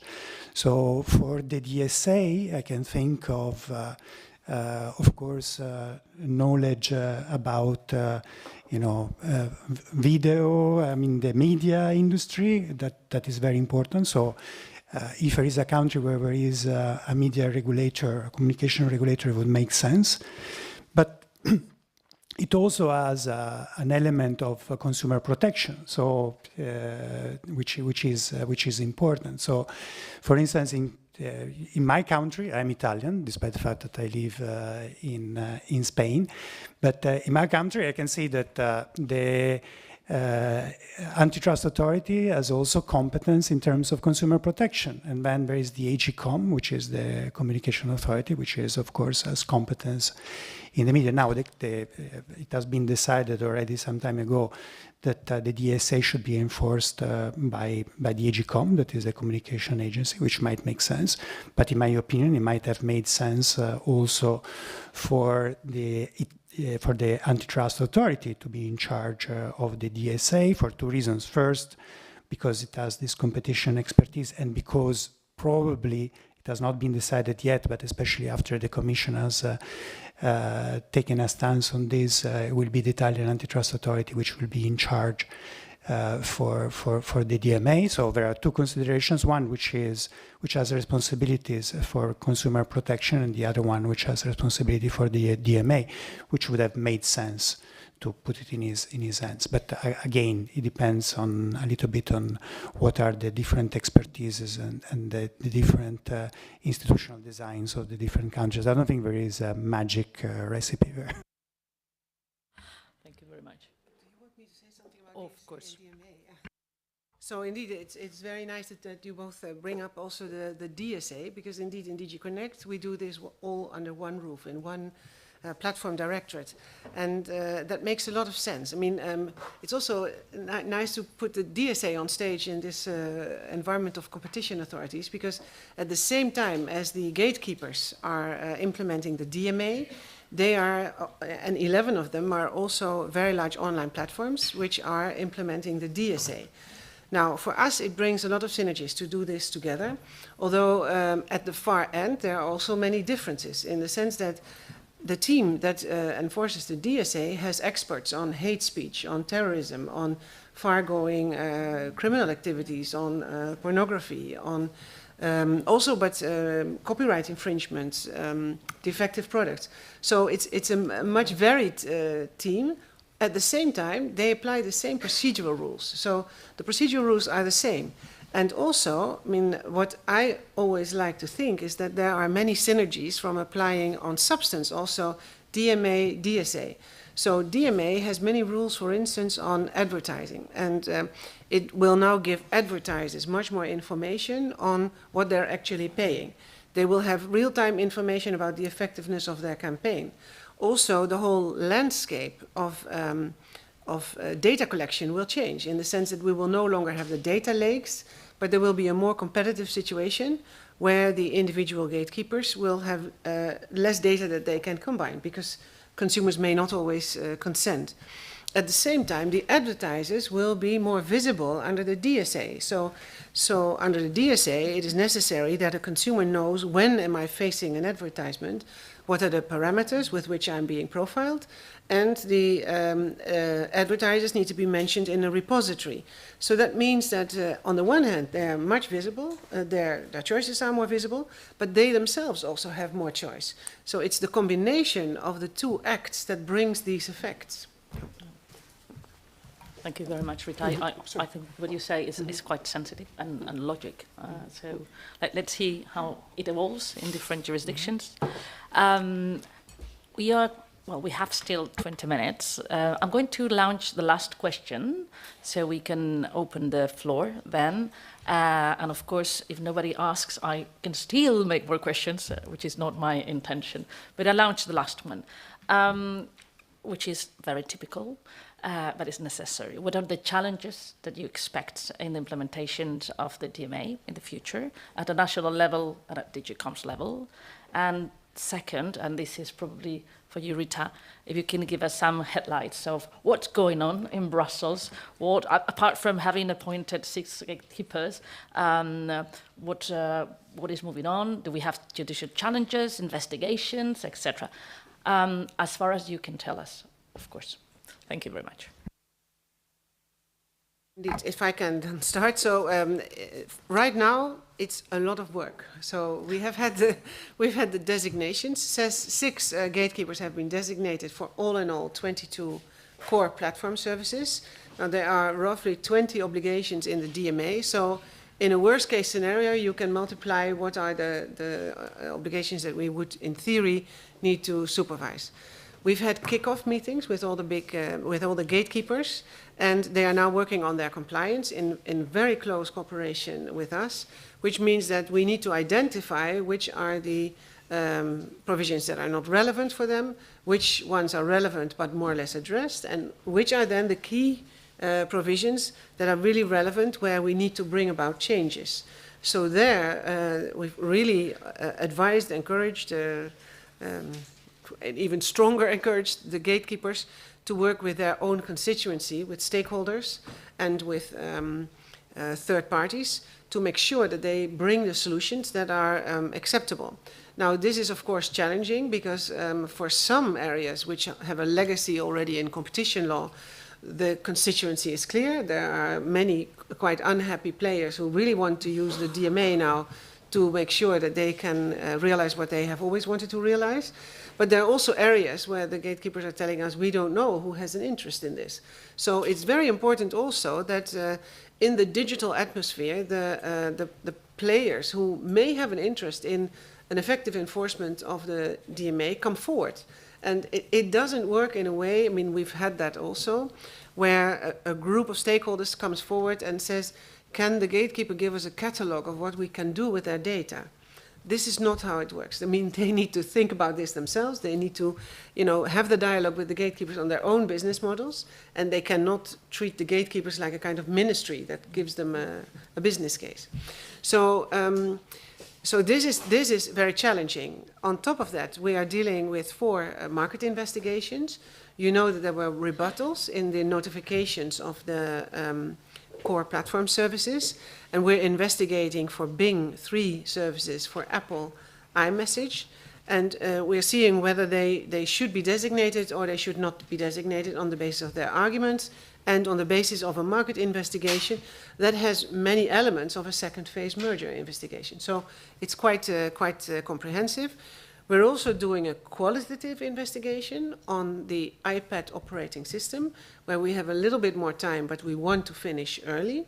And then, of course, we do not exclude that there will be appeals.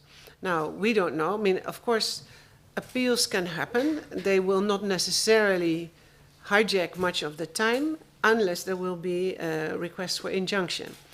Under the DSA, we had 2 appeals, which we are dealing with. And there was 1 injunction procedure. There's a court order now also. So we're reflecting on what will we do with that court order. We're also analyzing whether that will have repercussions from DSA into DMA. So this is the whole, let's say, horizon of the work that the colleagues are dealing with. It's a lot. And the key element is how to make this as effective as possible, because we want things to work in March 2024, and we want there to be results on the ground. Now, it looks promising that that will effectively be the case. In most aspects, we cannot complain about the level of engagement of the gatekeepers, but of course, much needs to be done.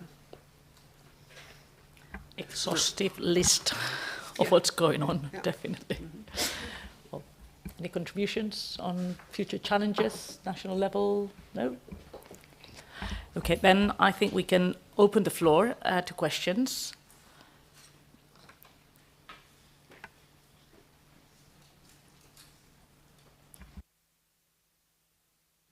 No one? Then I have another, well, I have many more. I will take just the advantage. Of course, Kani, you have the privilege, so dominant position, definitely. Thank you very much. I have a question for Massimo Motta, and the question is the following. We've heard that we've been under-enforcing merger control.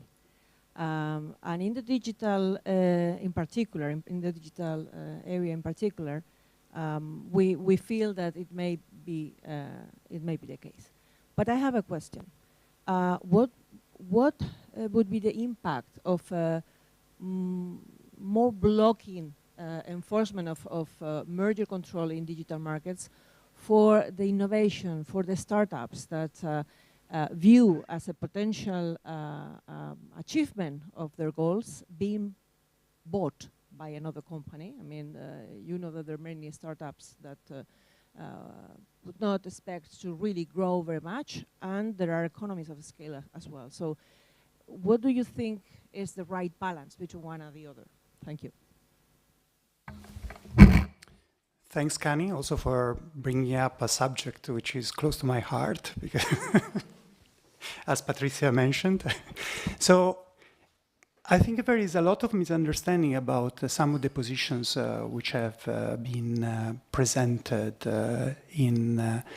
some of them have been exaggerated. Some have advocated for a moratorium of mergers. And of course, this, if this was the case, then this might have important ex-ante negative effects. But I think that the most reasonable positions are first that there should be more possibility to investigate mergers, which brings about the issue of notifications and how to deal with that. Now, I would have personally preferred to have that in the DMA there was an obligation to notify for the gatekeepers. It has not been so, just a right to inform. Perhaps with the Article 22 guidelines by the Commission, there will be a way to deal with that. So, in any case, we are not certainly going to a direction of over-enforcement for the time being, in my opinion. But coming to the question about what are the effects of strict policy, say, against acquisition of potential competitors or startups, etc. Many people have, as you were hinting at, have said that this will have an ex-ante effect in the sense that startups very often are innovating and are introducing new products because they hope to monetize by being bought by another company. And so couldn't a strict policy have an effect ex ante on innovations? I don't think so, for the following reason. First of all, that nobody says that, apart from very extreme cases, there should be a moratorium. What most people are saying is that there is a dominant platform in a particular sector or in a particular service, then it's not that dominant platform which should acquire a target which is operating along a dimension which might become a potential competitor. So say if we were talking about Google Waze, probably the worst thing would have been that the one which happened, that is that Google, which owns Google Maps, was acquiring Waze, but others could have actually acquired Waze instead. So this is the first thing. It should be something which makes sure that it is the dominant firm in that particular area, which cannot take over the startup. The second thing is also, which is also very important, is that if you are in a situation in which the startup has some hope to be able to develop a product which is going to be in competition with the big platforms, then this will be very valuable, and this might indeed allow these startups to fetch a very high price. But what happens is that if the dominant firms becomes more and more dominant, then will come a point where the startups, no startup will be able to have the possibility of jeopardizing the position of that dominant firm, which means that it can fetch very little price, and which means that the ex-ante innovation effect, which is probably not going to take place anyway. You wanted to add something? Yeah, if I may, some comments also from a merger control perspective, because it strikes me that on the one hand, and this is of course something that we've seen in all times, there are calls for more relaxation, and on other sides for being stricter. So in digital on being strict, but also calls for relaxation with regard to other markets, despite them being highly concentrated as well. I think the way we look at it from the Commission's perspective is really that every case needs to be looked at afresh and on the basis of a merit. And what Massimo said is the possibility of investigation is very important in jurisdictional terms, and there the obligation to inform the Commission combined indeed with Article 22. The first results of that, I think, give us comfort that it indeed works and allows us to take jurisdiction over cases that deserve to be looked at. The other element is, of course, again, in terms of resources, there the simplification exercise was very important for us to deal with more simple cases fast and not to spend too many resources on them in order to free them to investigate in detail the more complex cases. But then on substance, when it comes to these complex cases, and we've seen a few in the digital sector, I don't think we have been shy to develop also their new theories of harms, innovation theories of harms. It's of course tricky, and there we need as enforcers to coordinate closely, to discuss with each other within the EU, but also globally on how to go about it. This is another area where I think competition law needs to evolve, but it is evolving as well. And our approach is that we prefer to do that on the basis of the cases, because every case needs to be looked at on the specific details.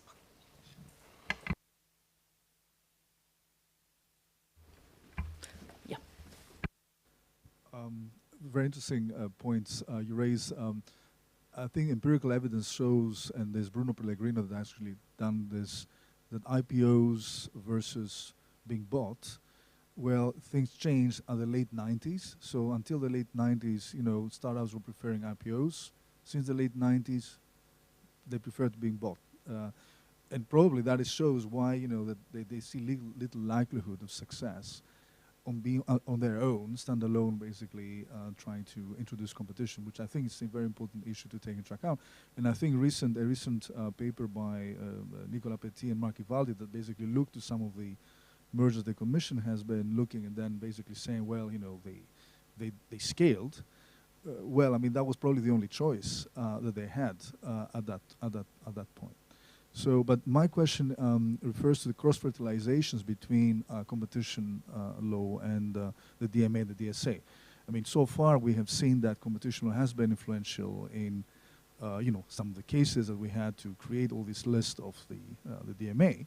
But then my question is, now that we have the DMA and the DSA, how they can influence competition law enforcement. I have two possible ways to think about that. First, is the list that we have, the DMA, going to probably lead some courts, but also some national competition authorities to develop some kind of by-object restrictions when they apply abuse of dominance?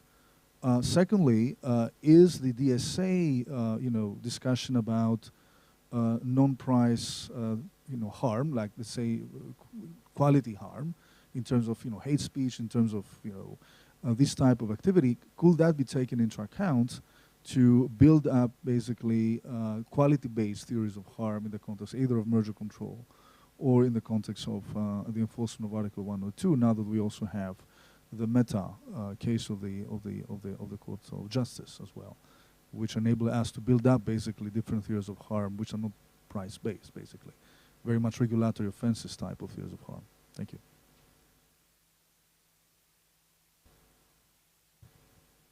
I think that's the very interesting point that you make, Johannes. On the first point on by-object restrictions, I'm not so sure whether specifically the DMA is there leading to results. I think in general, of course, one of the issues when it comes to 102 enforcement is whether we can be fast enough and whether we can efficiently enforce 102. And that's our prime objective, to make sure that we can continue to efficiently and effectively enforce 102 so that there is no gaps and no overlaps, that there is no under-enforcement and no over-enforcement. And I think that's why we are preparing for guidelines when it comes to 102, where we hope to go into more detail. But I'm not sure that the DMA is what led to this exercise, or whether the outcome should necessarily be by object infringements under 102. I think on non-price harm, again, for me this is a broader trend which was already ongoing, probably alongside the diagnosis, which led us also to propose the DMA, that indeed there are other parameters of competition beyond price which are very relevant, including quality, choice, innovation. And therefore, I think throughout our policy documents, but definitely also the cases, you see that emphasis being put more frequently also on these other parameters of competition, which are important in antitrust and in merger control. I think a third issue where maybe most directly the DMA experience can also be relevant for antitrust and mergers is how you go about remedies design and about monitoring of remedies. And there is where I think there might also be some cross-fertilization and experiences in DMA enforcement that may feed into competition law enforcement. Can I just add one thing which is related to what Inge was just saying, which is about Article 102. So I think that we start from the same point, that is that the way in which 102 has been enforced has been too complex and too slow. In the case of digital platforms and gatekeepers, this has led to the DMA with a list of provisions with do's and don'ts. But I think it would be desirable to move not so extremely, but in the same direction also with the guidelines of Article 102. That is, to use what we know in terms of economics, in terms of the case law, etc., to draw sets of presumption, which is presumptions which can be rebutted in the case of the 102, unlike mostly for the DMA. And this, I think, will help considerably in the enforcement of 102. And this is, I would argue also, that is completely in line with economics. Effects-based approach or an economic approach doesn't mean that each case is different and should be done in a completely different way. It means that you have to learn from what you know from the different case law, from different cases, from economic theory, from empirical evidence, so that you are able to prepare a list of presumptions which can actually help the Commission and obviously all the national antitrust authority to enforce one or two in a much more efficient and speedy way. Martijn. Yes, thank you, Patricia, and thank you, Johannes, for the good question. That also brings up kind of a broader discussion, building on what Massimo said, is that the kind of the effects-based approach and economics in competition law has brought many good things, and I think there is now a time when we also have to think whether we set up a beautiful, very good, solid, academically well thought through system that perishes in beauty because it is in fact inadministrable.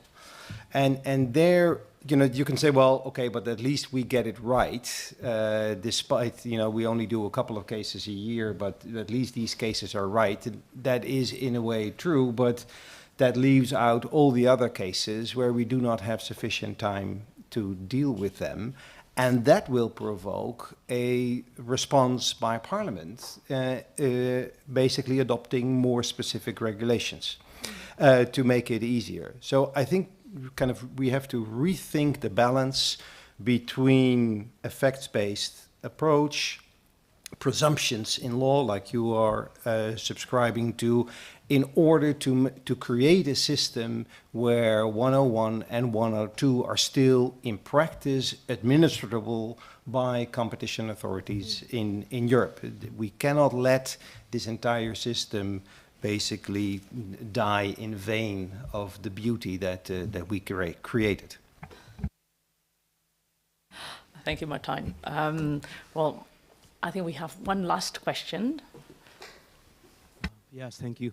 Yes, to add some data to the comment by Ioannis, that's we have a recent paper that says that more than 50% of the venture capital startups in the last 20 years have been acquired. So I think we have to be very careful on what to do with mergers and acquisitions in order to, because we're dealing with a big amount of companies. On the other 50%, 30% fail. So there's only a small part that go to an IPO. Just one question. I think you're very.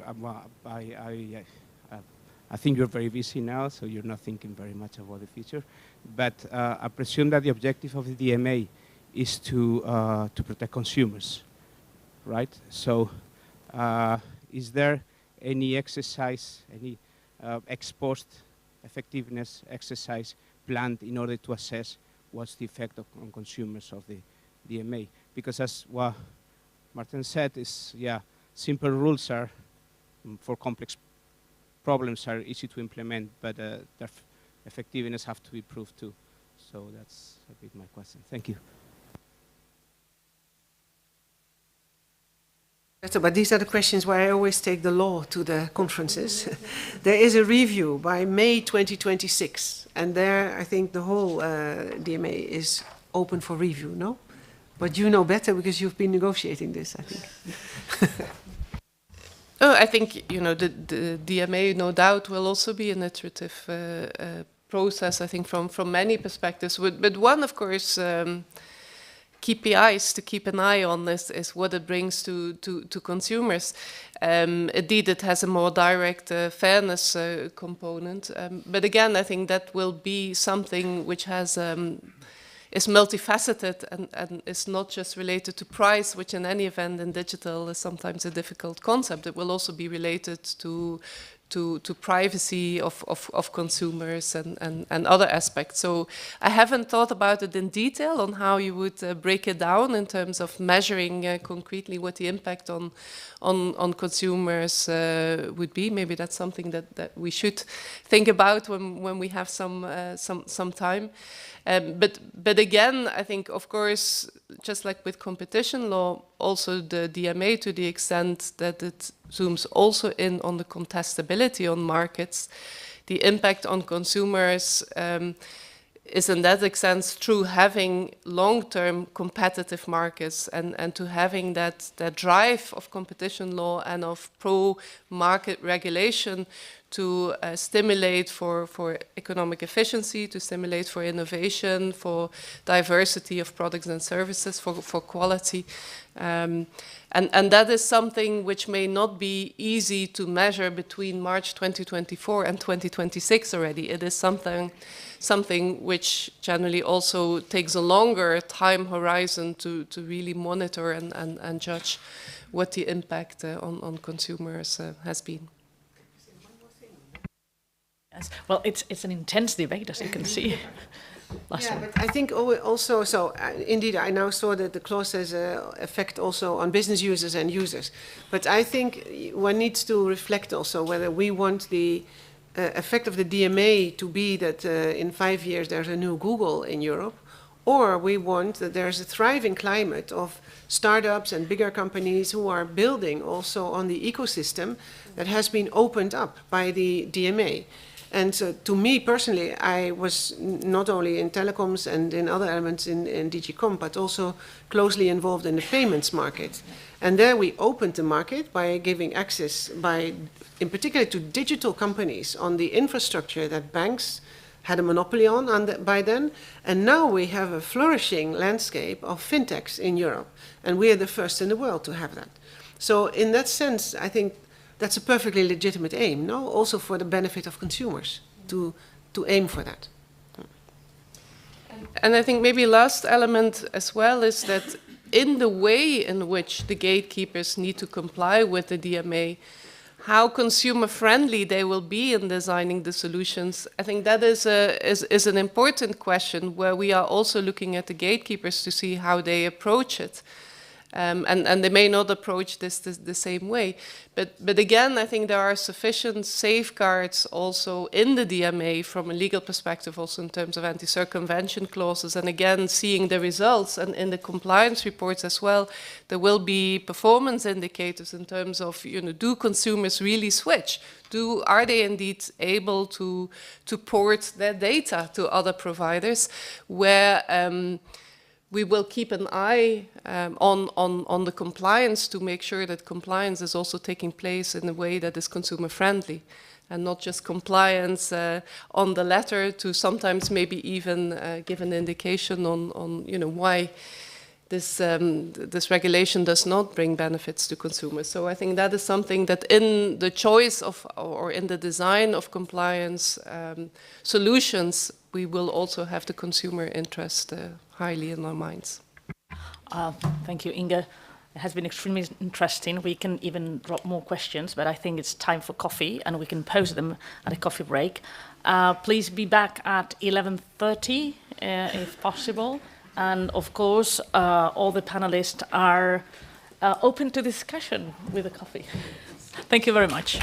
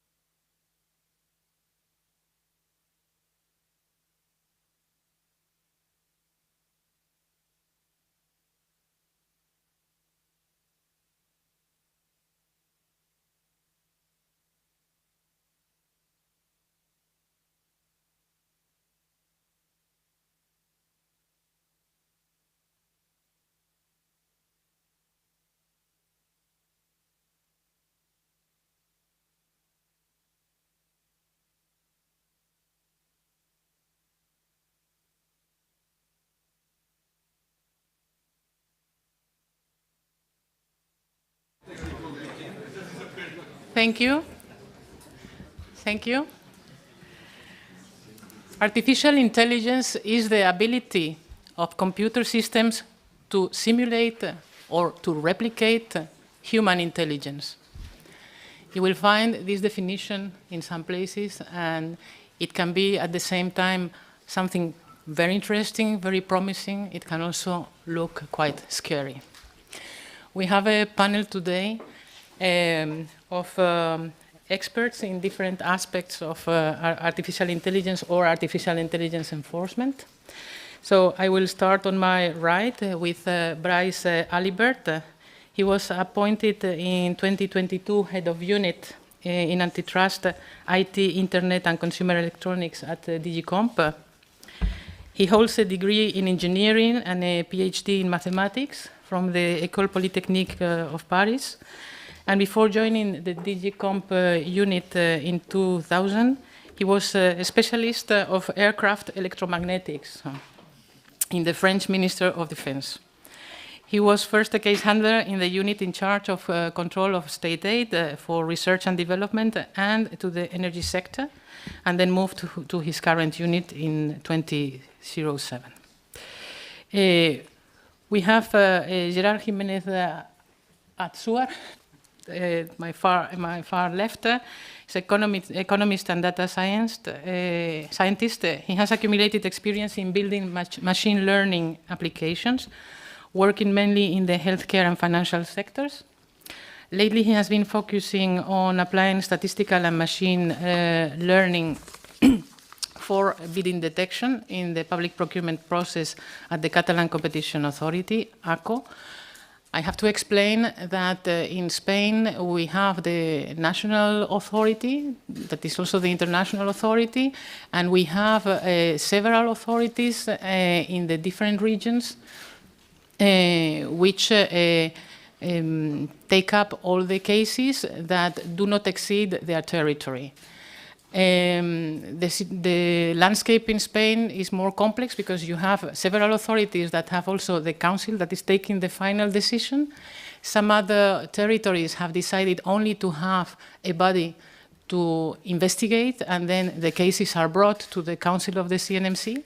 And then there are still regions that have decided not to have a specific authority in their territory, and those cases, even if they are regional in scope, are done by the CNMC itself. So like, you understand how things work. Then we have Martin Huber, professor in the economics department, University of Freiburg, Switzerland. He earned his PhD in economics and finance, specializing in econometrics at the University of St. Gallen in Switzerland in 2010. He conducted a visiting fellowship at Harvard University, and since 2014 he assumed the role of Professor of Applied Economics and Policy Evaluation at the University of Freiburg. He's a researcher focusing on data-based methodologies, and one of his areas of expertise is the development of artificial intelligence algorithms to identify bid rigging cartels in public tenders by scrutinizing suspicious pricing patterns among bidders. And finally, we have Manuel García Rodríguez. He's a telecommunications engineer, master in project management, and a PhD from the University of Oviedo, with a thesis on data analysis and public procurement, applying big data and artificial intelligence. The European Commission included him on its list of experts in public procurement, and he has been awarded for his contributions to the European Commission and public administrations from Spain. He has 14, sorry. I don't think he has 40 years all in all. He has 14 years of work experience in the private sector. Currently, he works at the consulting firm NTT Data in the business analytics department as a data engineer developing projects for public bodies, including the Spanish National Markets and Competition Commission. And myself, I am Marisa Tierno. I am Director General for Competition at the Spanish Competition Authority. I am also an official on leave from the European Commission, where I have worked for 20 years. And before that, I was an official of the Dutch Competition Authority. And before that, I was in private practice.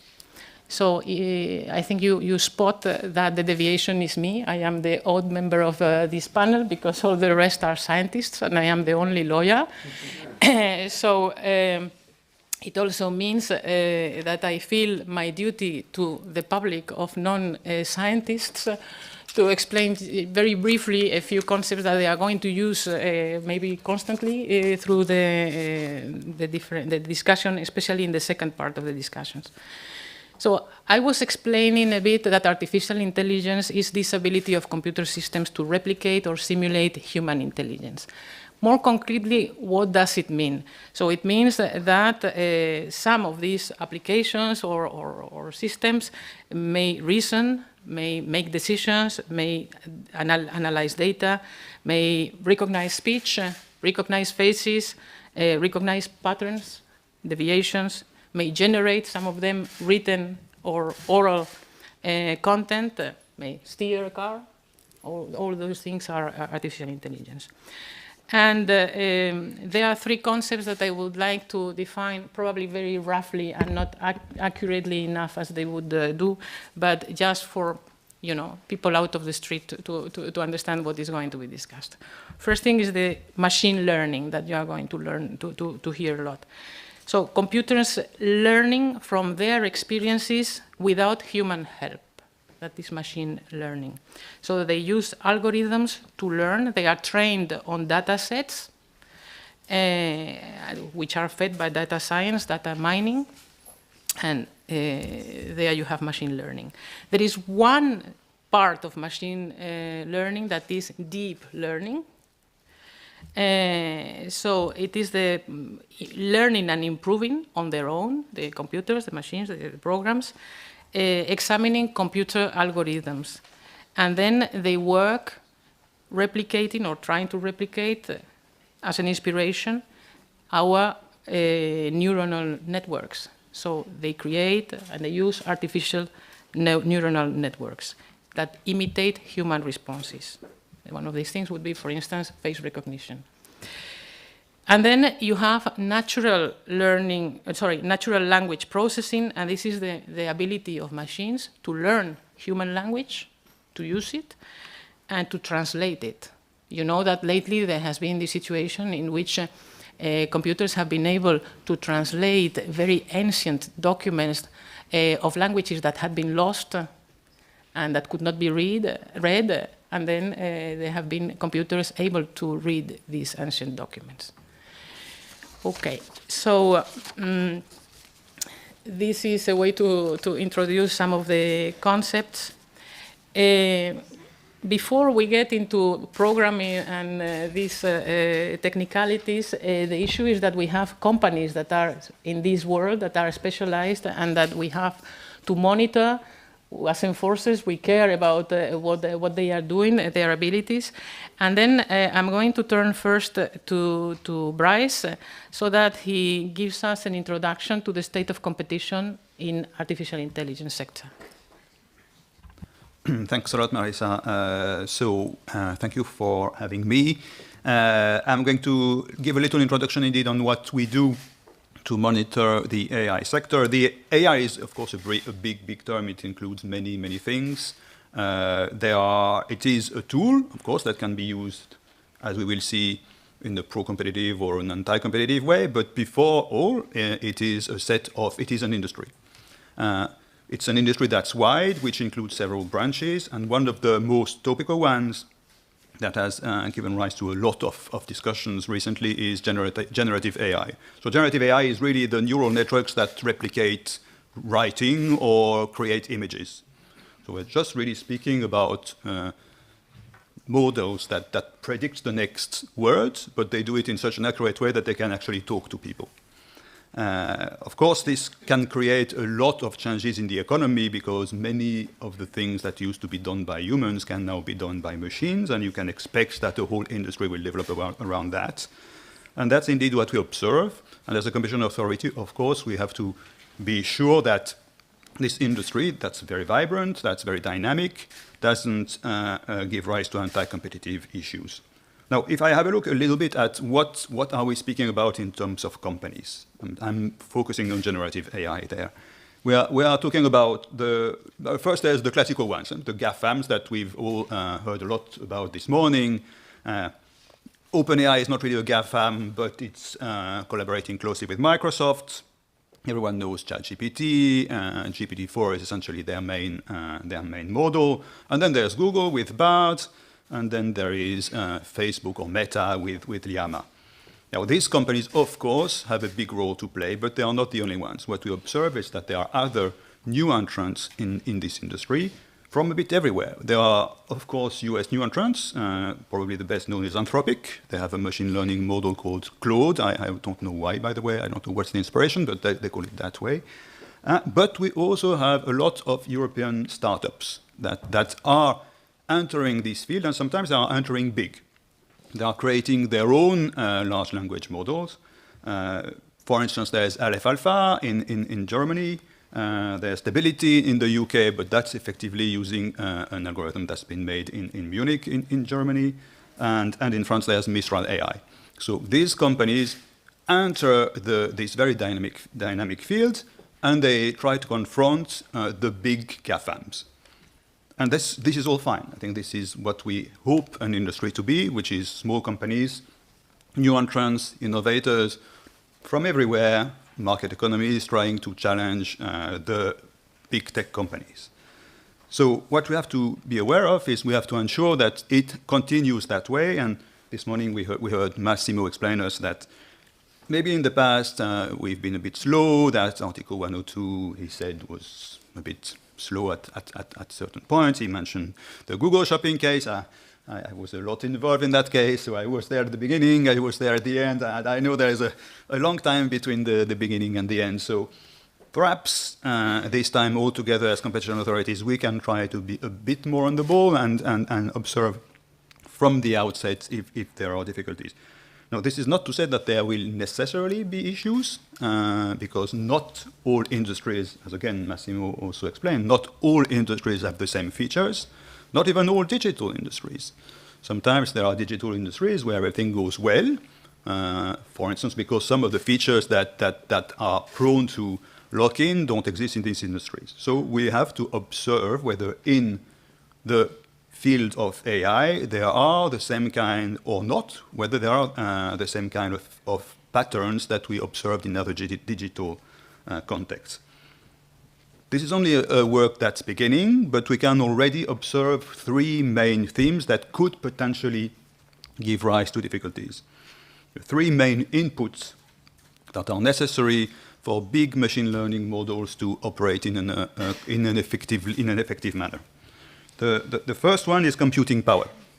So the first thing one has to do to have a machine learning model that works is to train it. It starts knowing nothing, and in the end, it must be able to speak in any language, including lost languages, apparently.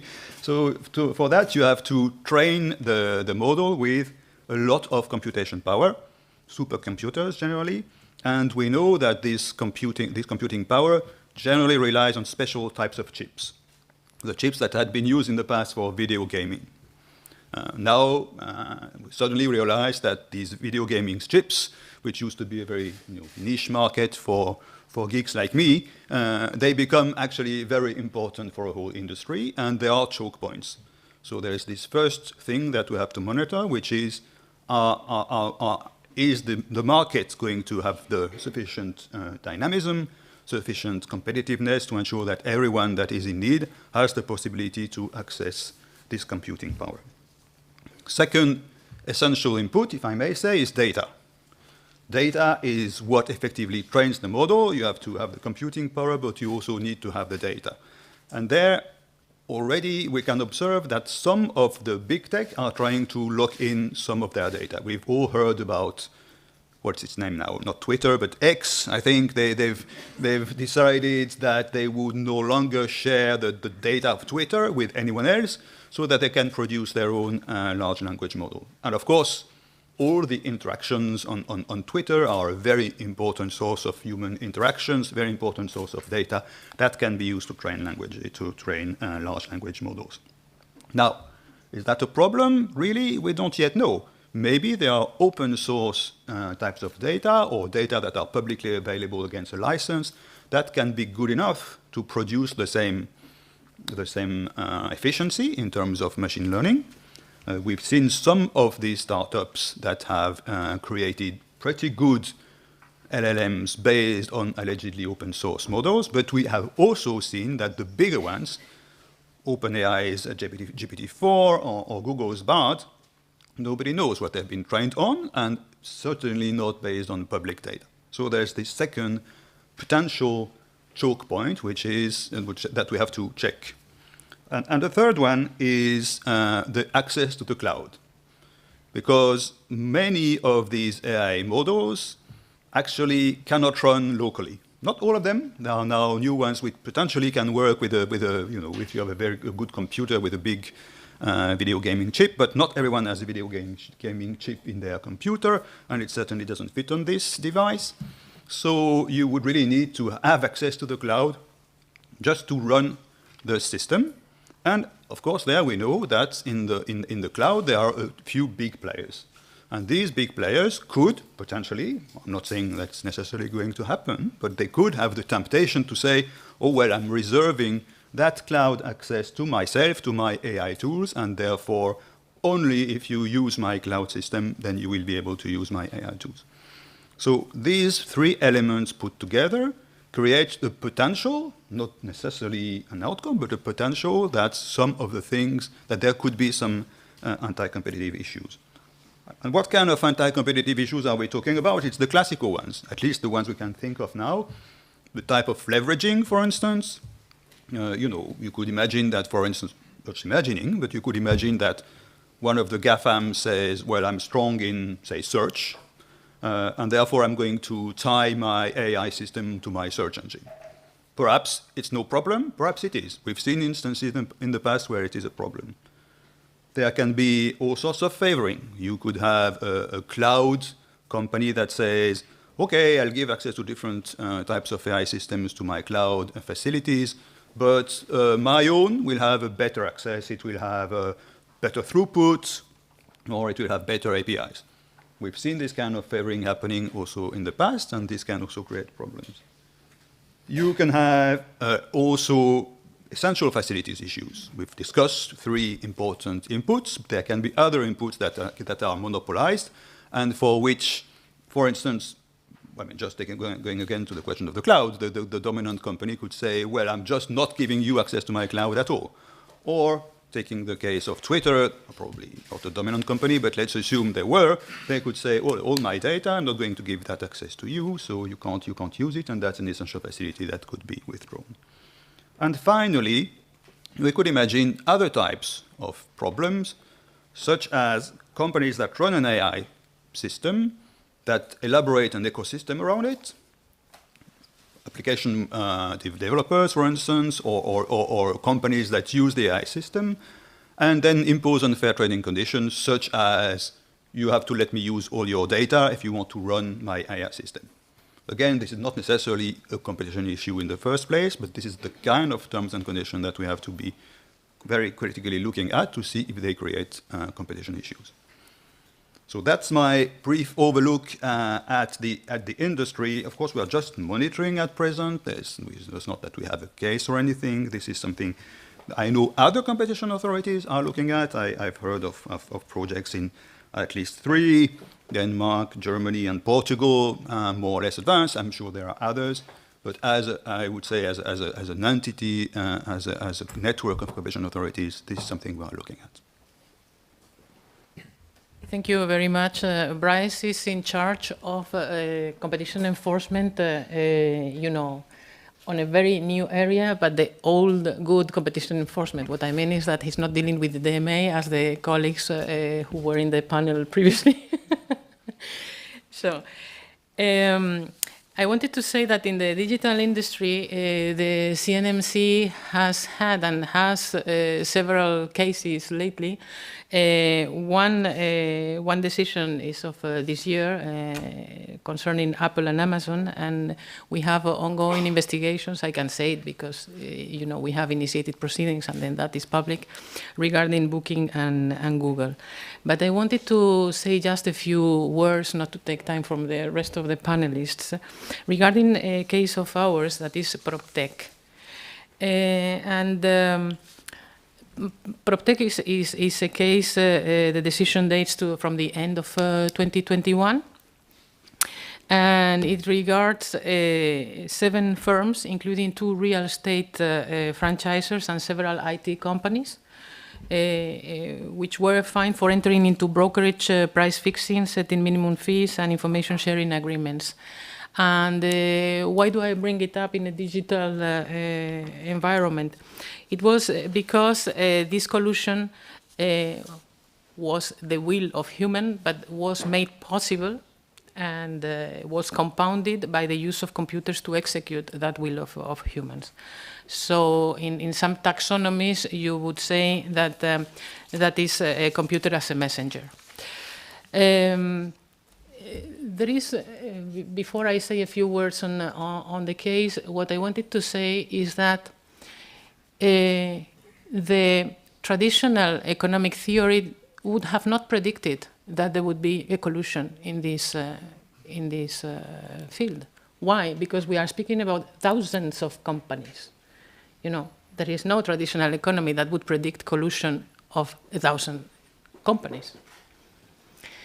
But it was possible because of this computer system. So it means that the use of these kind of systems can make a collusion possible where it wouldn't be possible otherwise, or can take it to another level, can make it pervasive. And then the question is whether we would be able also to, you know, find out about this kind of patterns. So this case started ex officio at the end of 2019, and we had a price fix at the bottom of it was a price fixing agreement for online intermediation state, and then what they had was a multiple listing service consisting of a database in which the real estate brokers and agencies were sharing the property listings and the sales, and so it was a pool which had a fee, it had a distributing fee, but when one of the companies was obtaining a client, then it had to pay a fee to the, you know, another one could pick it, and then it had to pay a fee to the member that had actually made the catching of the client if it made the final sale. There was a minimum commission of 4% on sales and rentals, and there was information exchange on the fees. So it was not the fact that they had the information that made possible, you know, to work. It was the fact that they had a minimum commission, and then the system, the informatics, made it impossible to upload properties when the actual fee that had to be inserted was above 4%. So it was impossible then to work in that system. And then there were monetary fines, and there was a possibility to exclude them from the system that was essential to function. Okay, so this would be a way of enabling collusion through informatics. It is different from other roles of software that we are fearing for the future. But now passing from that to the other side of the panel, what I wanted to share is that at the CNMC, one of our top priorities is certainly adapting our competition enforcement to the current wave of digitalization as a matter of substance, but also to be able to uncover collusion using artificial intelligence tools. So to use the same tools that they have at the other side in order to do this. we have a record of 70% on average since 2018 of cases that are ex officio in the cartel field, which I think is quite respectable. 2018 is the year of the creation of the Economic Intelligence Unit. And I have there the head of the Economic Intelligence Unit and the person who is in charge of the program I will explain later on. And one of our top priorities has been to integrate people of different profiles that are not only lawyers, not only economists, but also scientific scientists and mathematicians. And, you know, we have an aeronautical engineer, I think, as well. So we have all kind of people. So this means that we are going to discuss artificial intelligence for detection. And then I wanted to ask from the different approaches, what artificial intelligence tools or developments do you think would be the most appropriate to boost collusion detection? And especially because that is where we are, I think, focusing related to public procurement data. And I would like colleagues to explain advances in collusion detection. So I start with Martin Huber. Thank you very much for inviting me to this panel. And as we have already heard before from Brice, one of the bases of artificial intelligence for developing tools to detect collusion is having good data, right? If I have rubbish data, then I also will have a method which will not work well. And so therefore, high data quality is key. And what that also means is that we should have standardized data to a larger extent. Data that can be easily transferred then into machine-readable formats. So I think we have seen across Europe, but also across the world, some advancements in having more standardization in terms of the data. But standardization is not the only thing.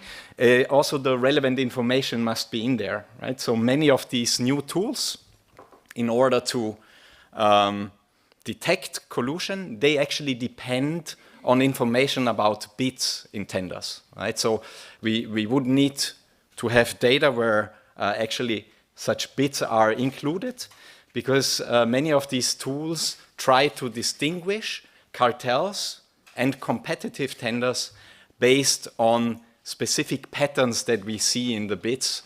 So for example, one thing that is very often observed in the construction sector is that if there is collusion going on, then the lowest bid and the second lowest bid are rather far from each other, right? So the cartel wants to make sure that the one with the lowest bid actually wins the contract. So you have a huge gap. And then among the remaining bids, you very often have way less differences. So we say that there we have a smaller variance, so a smaller price variation, right? And algorithms can learn from these differences in the patterns or distribution of bids. This is one kind of method that has been developed in the past, one of these machine learning methods that have been mentioned. And that, of course, requires that we have this information available, that we can make the price distribution available to the departments that now use these machine learning tools to detect collusion. The case I've already mentioned right now, these machine learning tools which learn from the price patterns of cartels and from the price patterns that occur under competition, for these methods, we also need to have past cases where some cartels have been detected and have been sentenced, right? So this is another data requirement that we have.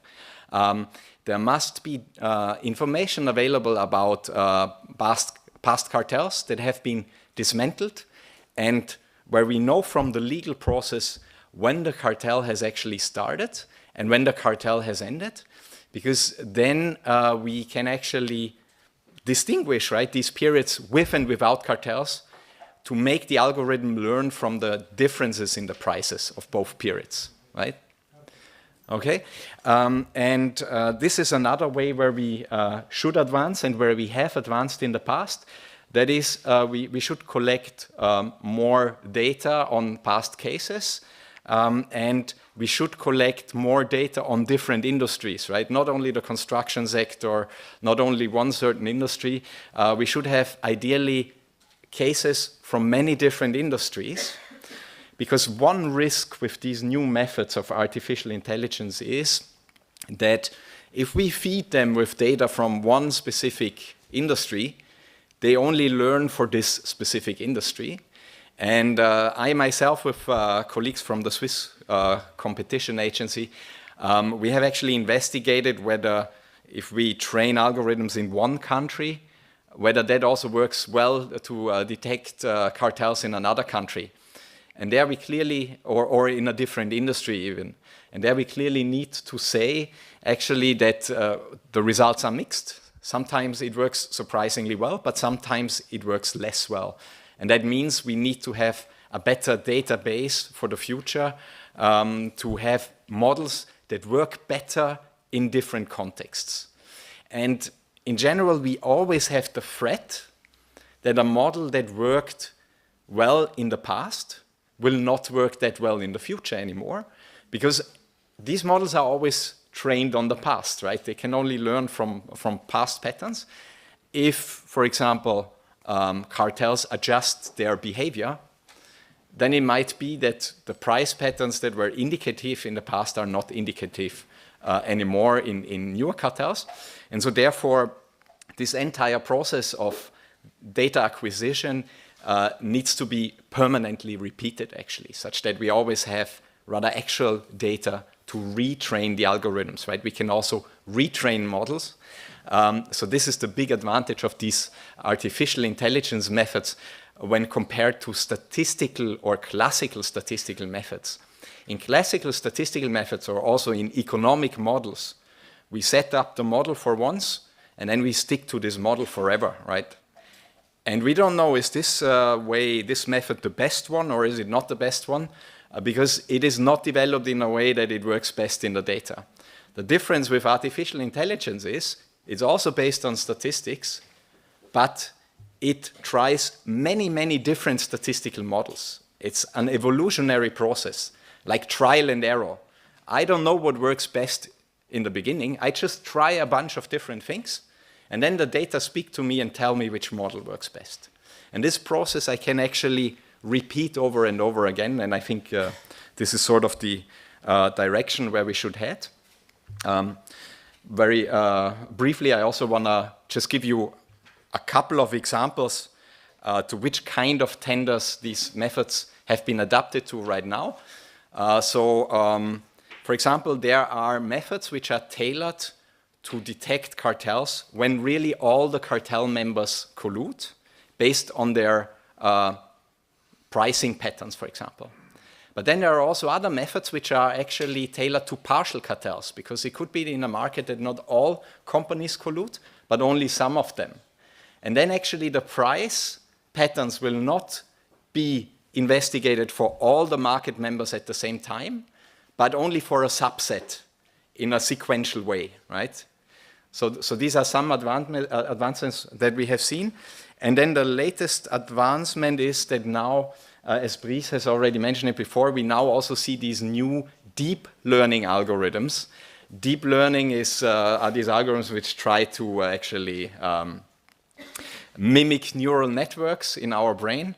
And so here, these new algorithms have been applied not only to assess the price distribution in certain tenders, but also to assess the behavior of individual firms across different tenders, right?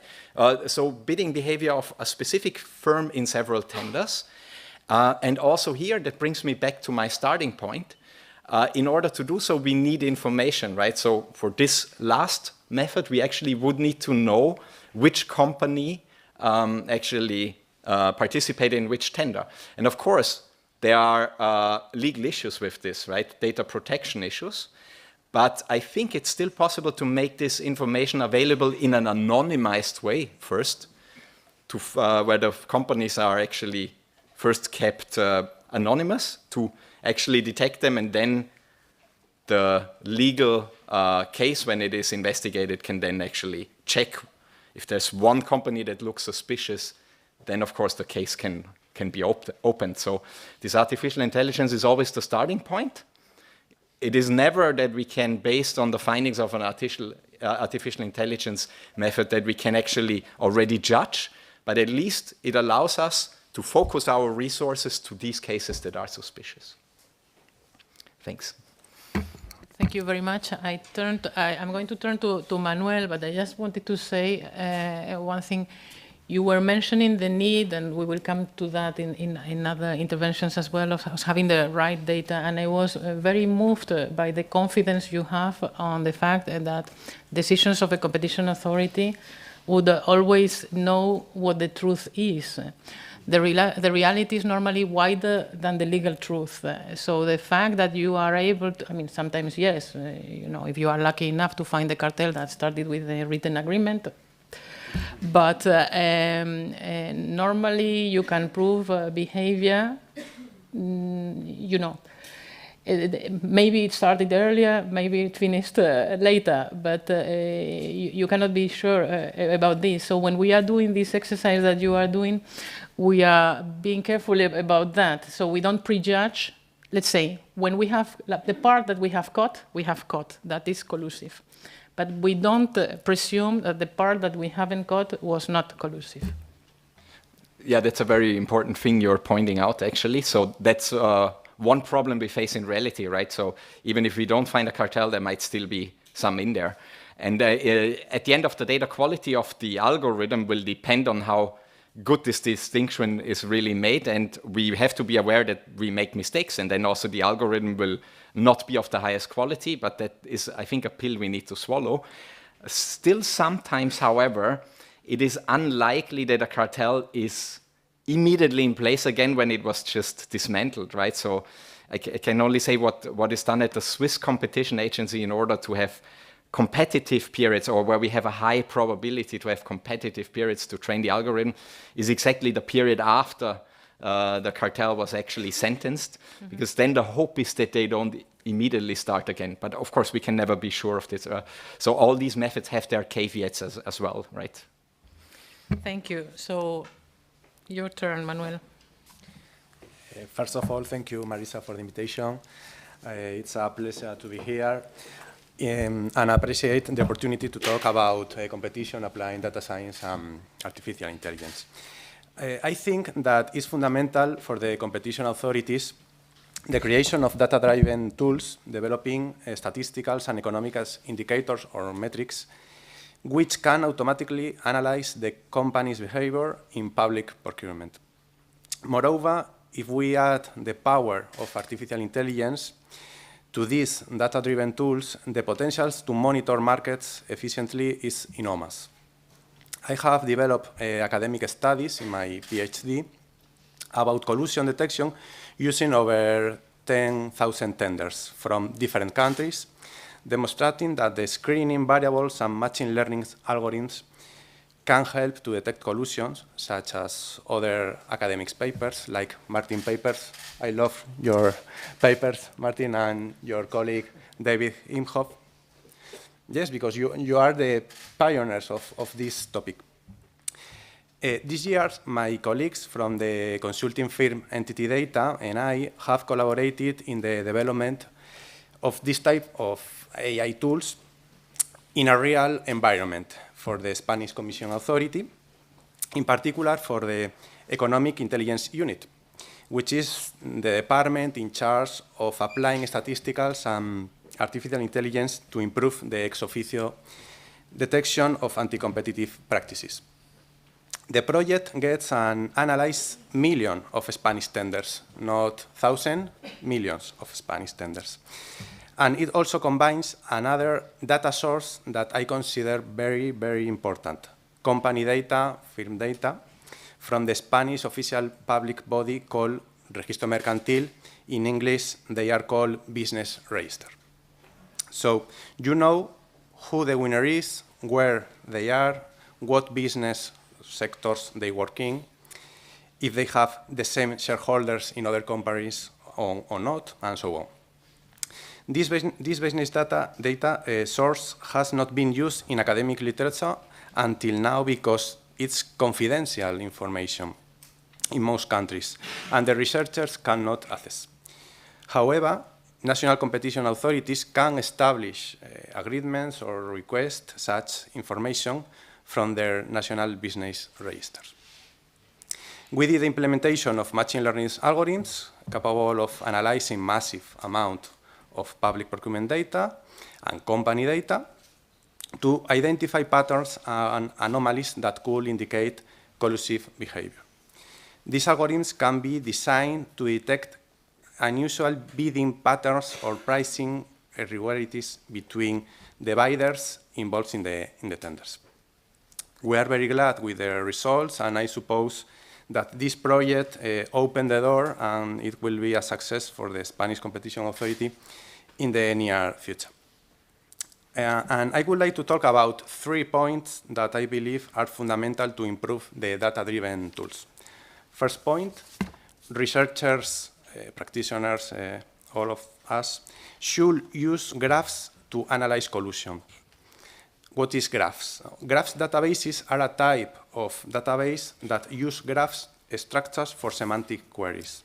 It's a collection of nodes and edges where each node represents an entity, such as company or a tender, and each edge represents the relationship between two nodes.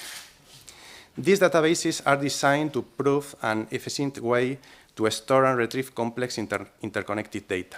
For example, the project that I mentioned before for the Spanish Competition Authority use the graph databases called Neo4j. Second point, the use of natural language processing, NLP, to analyze documents. NLP techniques can be employed to analyze massive textual information such as emails, budget, offers, contracts, and other tender documentation to uncover hidden signs of collusion. For example, the competition authorities could automatically check whether the documents sent by the bidders have the same format or have similar languages or directly have identical paragraphs. It means it's a tool like ChatGPT that answers those questions. And finally, the third point is the incorporation of new relevant data sources. I think that the integration of new information from multiple sources can improve collusion detection.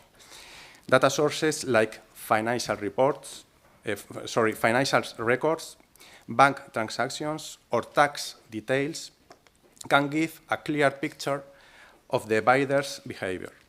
For example, by looking at bank transactions, we can see if any strange money movement are happening that might mean companies are working together in a way they shouldn't be. Companies behave like people. If they know that they are being actively controlled in all their operation by the competition authorities' policies, they will have more honestly, and in the anti-competitive practices will decrease significantly. This is my point of view. Thank you very much. Since you have explained a lot about our project, there is a part of it that I will not need to explain, and I thank you very much because you do it much better, frankly. And then I turn to Gerard, please. Thank you very much, Marisa, and thank you for having us. It's a pleasure to be here. So from the Catalan Competition Authority, we are developing the same kind of tools that Manuel just stated. Basically, we want to detect cartels with these intelligent screening tools. The challenge is that data availability is quite limited, at least in the beginning. And we started almost from scratch. So we needed to gather vast amounts of data, and now we're really happy because we have over 250,000 tenders with the bids for each of those, so that we can apply sophisticated algorithms such as the ones developed by Martin Huber, which is it's just perfect that we are able to kind of apply these cutting-edge tools coming from a relatively small competition authority.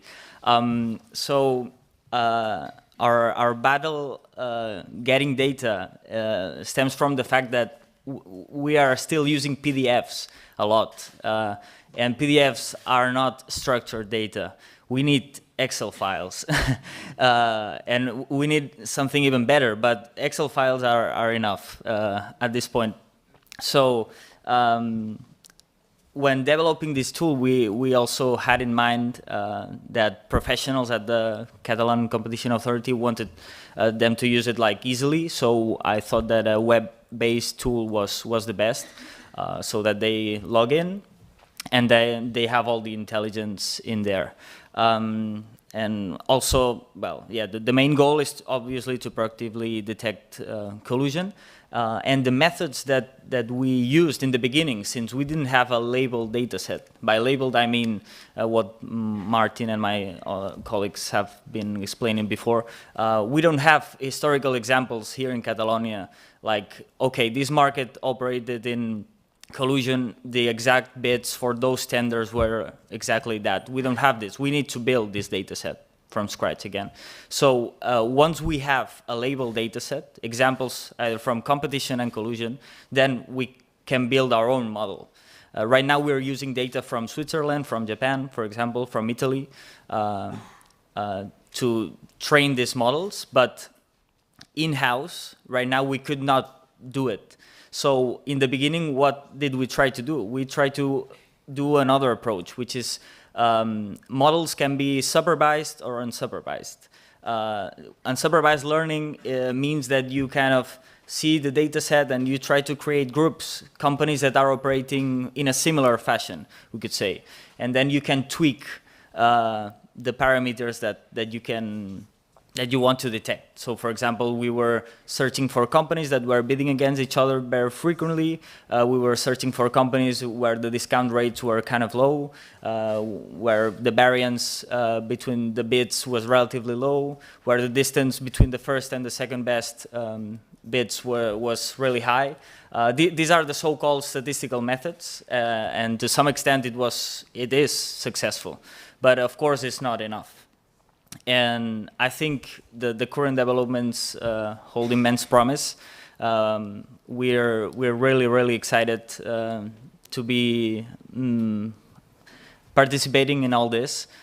It's true that this seems very exciting, maybe from the outside, but from the inside, we're just mainly cleaning data, doing this arduous work, so it's not so sophisticated. But in the end, a model is as good as the data that you've used to train it on. The intelligence doesn't come out of nowhere. So we're just really focused on that, and I think this is it. Thank you very much. The other way around. Thank you very much. You see how interesting it is what we are doing. So I wanted to go now to what we are. I mean, partly it has already been, but we have continued after your project. We have continued inside the economic intelligence unit. But before I explain that, I want to give the word to Bryce to know whether he wants to add something on this point from the perspective of the European Commission. No. I mean, on the point we just discussed, I think all I can say is this is all interesting. This is all things we are following. Of course, there's a lot to work on still, with the help of all these experts. If the question is more what are we using in-house as regards the detection of collusion, it's a bit less my specialty, but I think it's fair to say that we still use a bit of the old-fashioned style. We still have leniency, we still have whistleblowers. But of course, we also have an internal unit that's dedicated to this kind of reflection, a unit that grew from our forensic IT team, but that has grown by adding new capacities, new skills, data scientists, specialists of public procurement, and precisely trying to garner the use of these kind of tools to detect better collusive activities.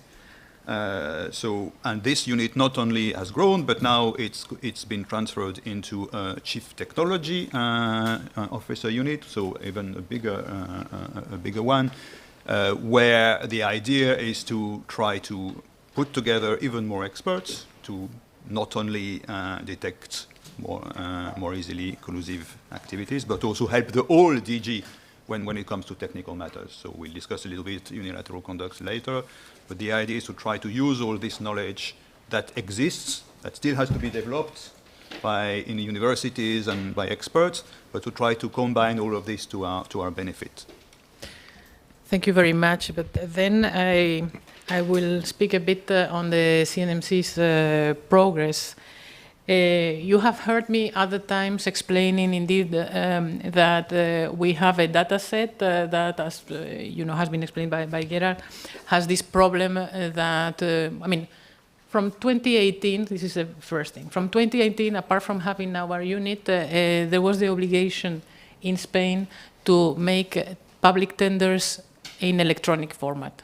And that meant that it was a possibility to get data.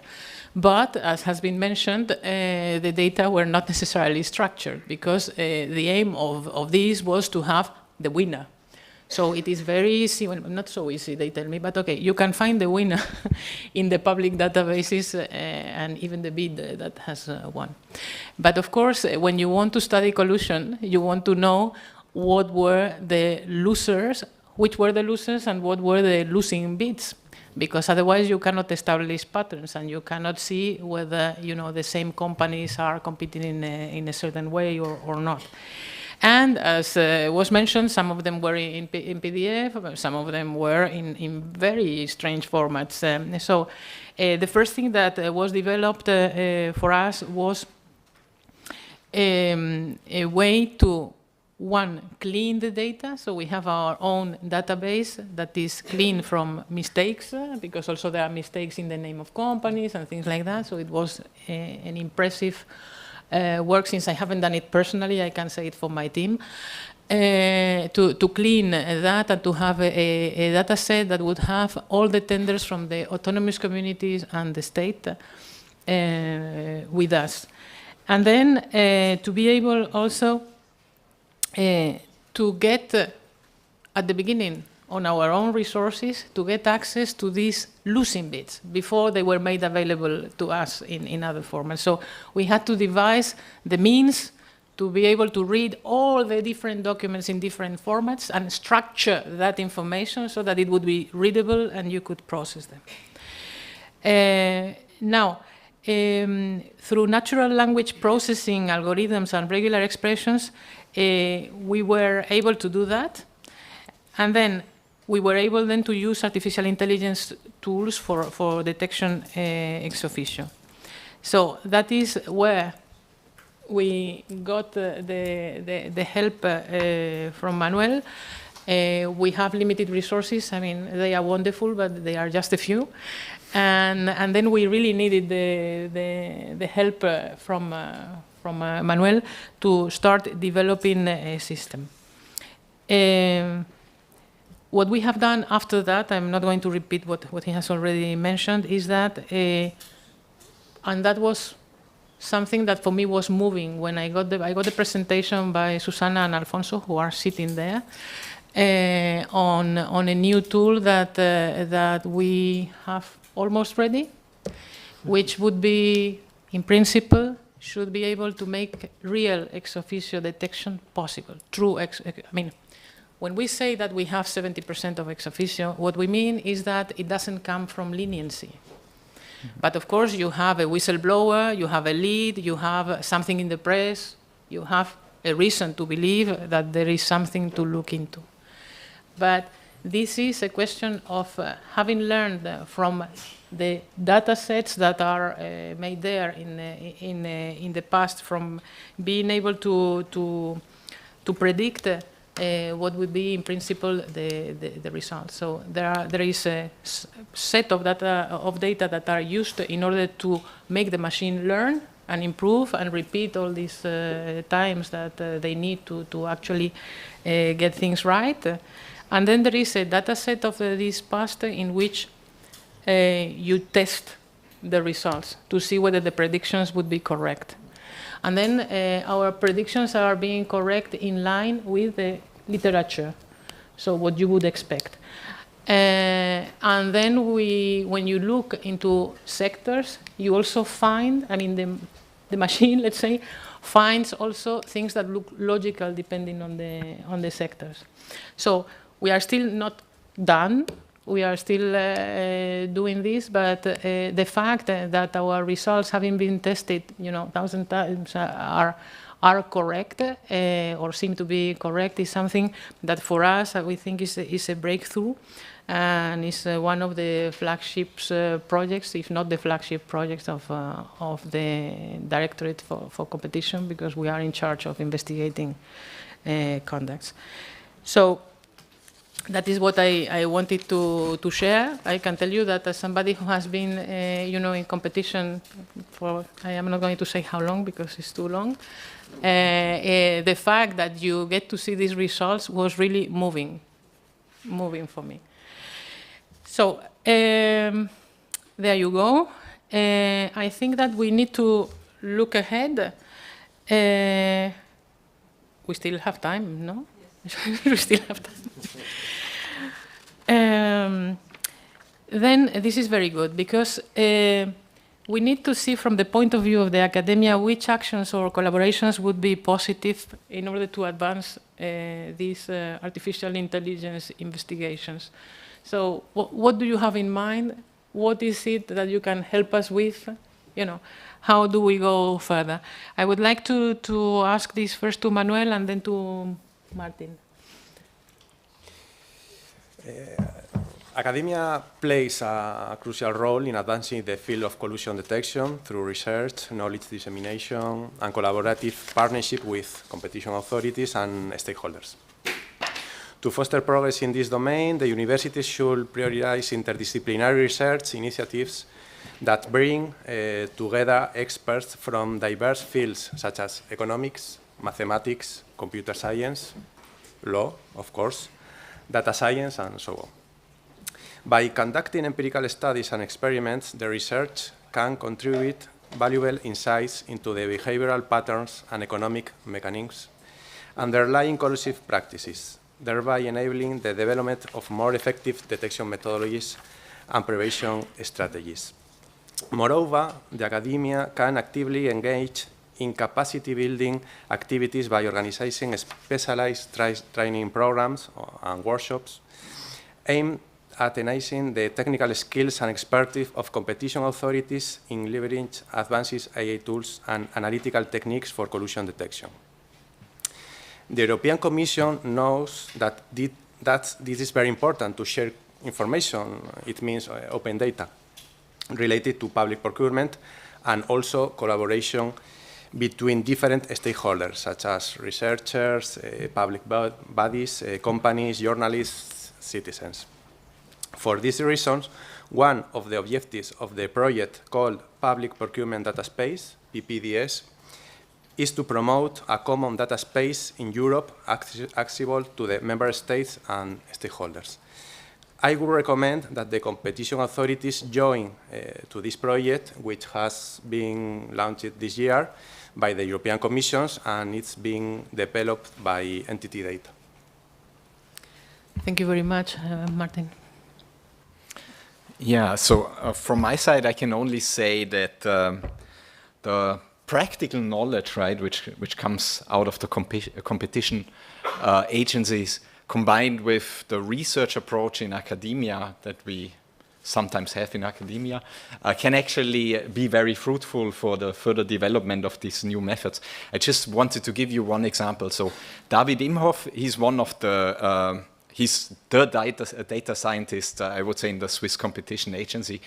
And I think in 2017 or something, we had a meeting together, and he talked to me and he told me, we have these screens here. Screens are tools for benchmarking, right? So we have screens, and based on these screens, we benchmark whether we think there's collusion going on or not. So for example, if the price difference between the lowest bid and the second lowest bid is higher than some threshold, then the red light or the red flag goes on, or if the variance, so the differences in the prices across the losing bits are too small.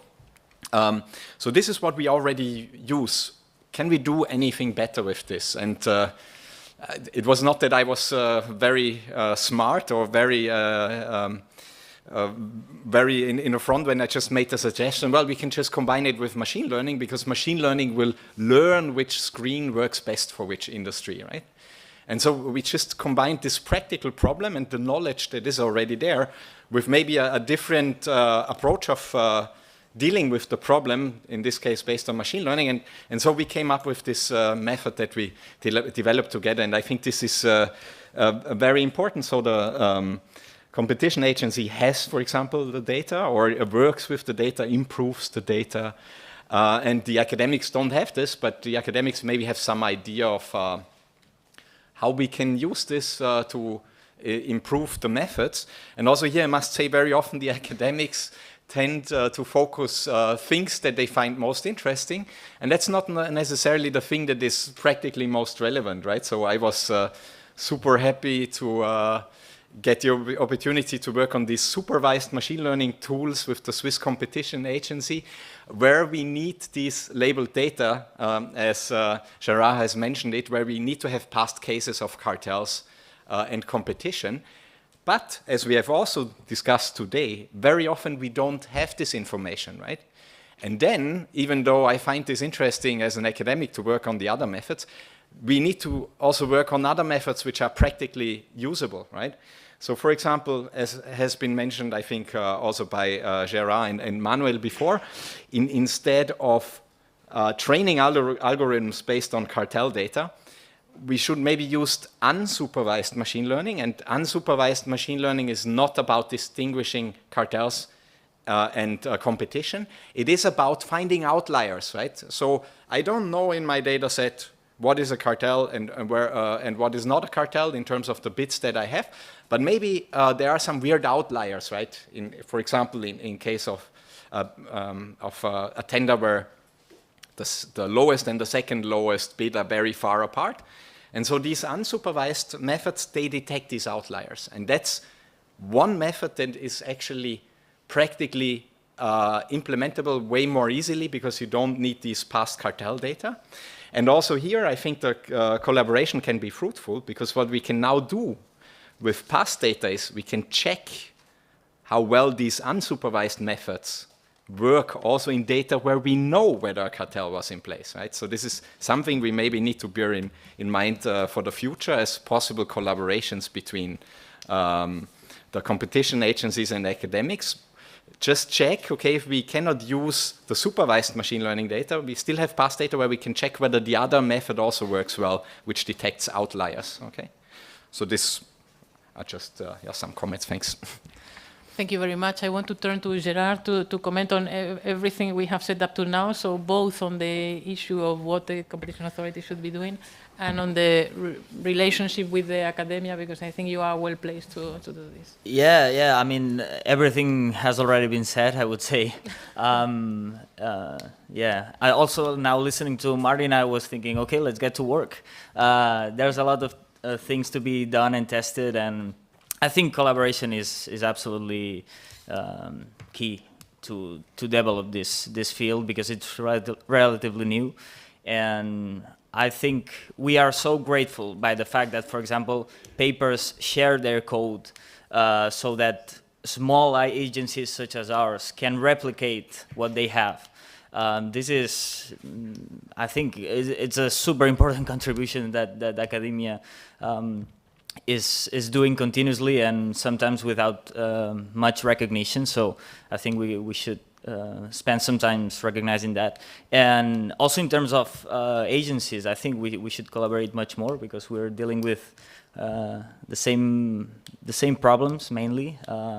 And if AI is teaching us something, is that the more data you have, the better the model, especially if the quality is high. So if we get a really, really big data set, then we can enforce competition law better. So yeah, we just... Thank you very much. So what we are doing is trying to detect of course, we still have to prove. I mean, you still have to look at issues, you still have to prove, you still need a judge to give you a warrant for a downgrade. So let's say that it is not as easy. Even if you have good reasons to suspect something, you still have to translate it into a legal language that would make sense. And you would also need, I suppose, to talk to judges so that they would understand this new reality and that they would be able to allow us to get into these down rates once you have sufficient elements. So it is not so easy. It's a breakthrough, but it is just the starting point, just to put things a bit in, in perspective. Now, so as competition authorities, we need indeed to prove things. We need to address them. We need to think about remedies in this area at some point, which are not only fines, but it could be, which kind of remedies would be interesting in this area. So there is a lot to think about for the future. But I would want to come also, because we discuss cartels and we discuss public procurement, because that is a field on which we are very active with these tools ourselves. But of course, this is not the only area in which artificial intelligence is relevant. And there is still one point I would like to address briefly in this panel, which is how do we address other antitrust infringements, such as abuse of dominance or other things, when they would be using. I mean, I gave an example of a simple system in one of our cases. But how do we, can we have your thoughts about detecting this? If you have an algorithm that is making possible something that would be an abuse of dominance, would there ever be a way to detect it? Do we need to put regulation? Do we need to oblige companies to use systems in which they would have everything documented, that they are able to explain everything the algorithm is likely to do or can potentially do, so that we can understand it?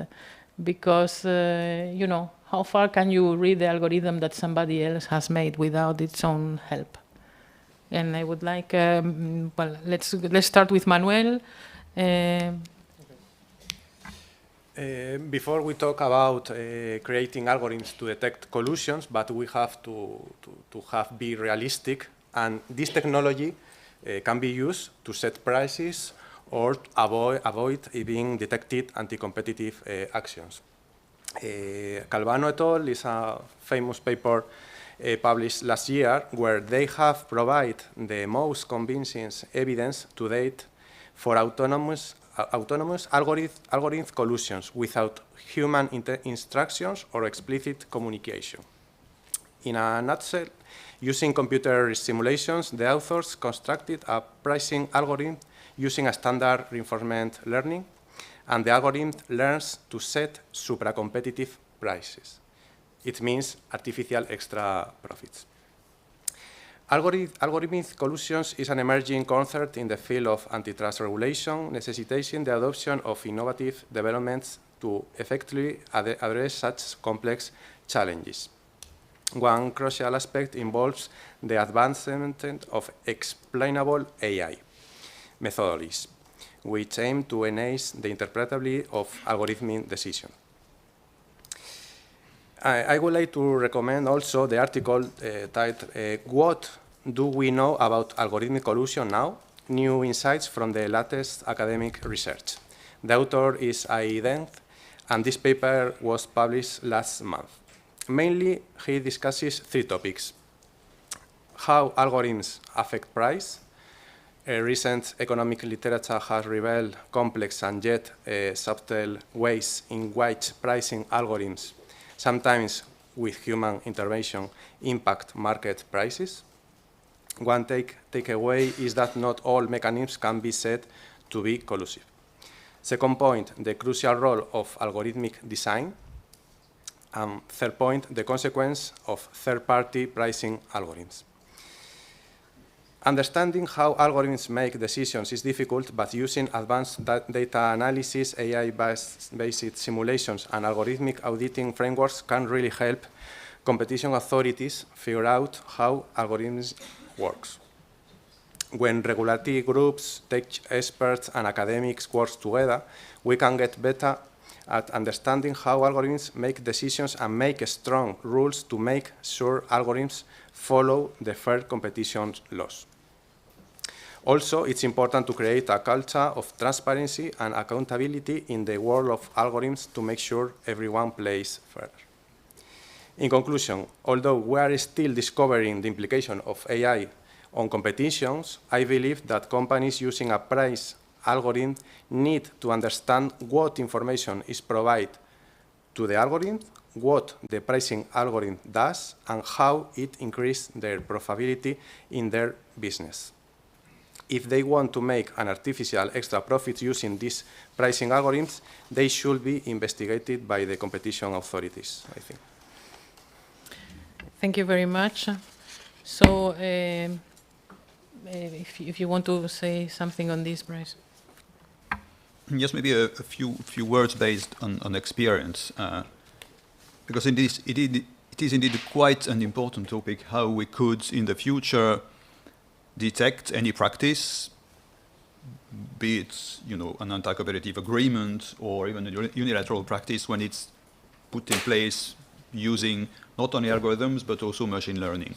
In the past, what we've already seen is that it's very difficult to address issues which are based on complex algorithms. For instance, if I think again about shopping, Google Shopping, or the Amazon case, where we had two findings that the dominant company had been using complex algorithms to favor themselves, it was simply not possible to ask the company to give us the algorithms. We would have had tens of millions of lines of code, of which we wouldn't have been able to make any sense.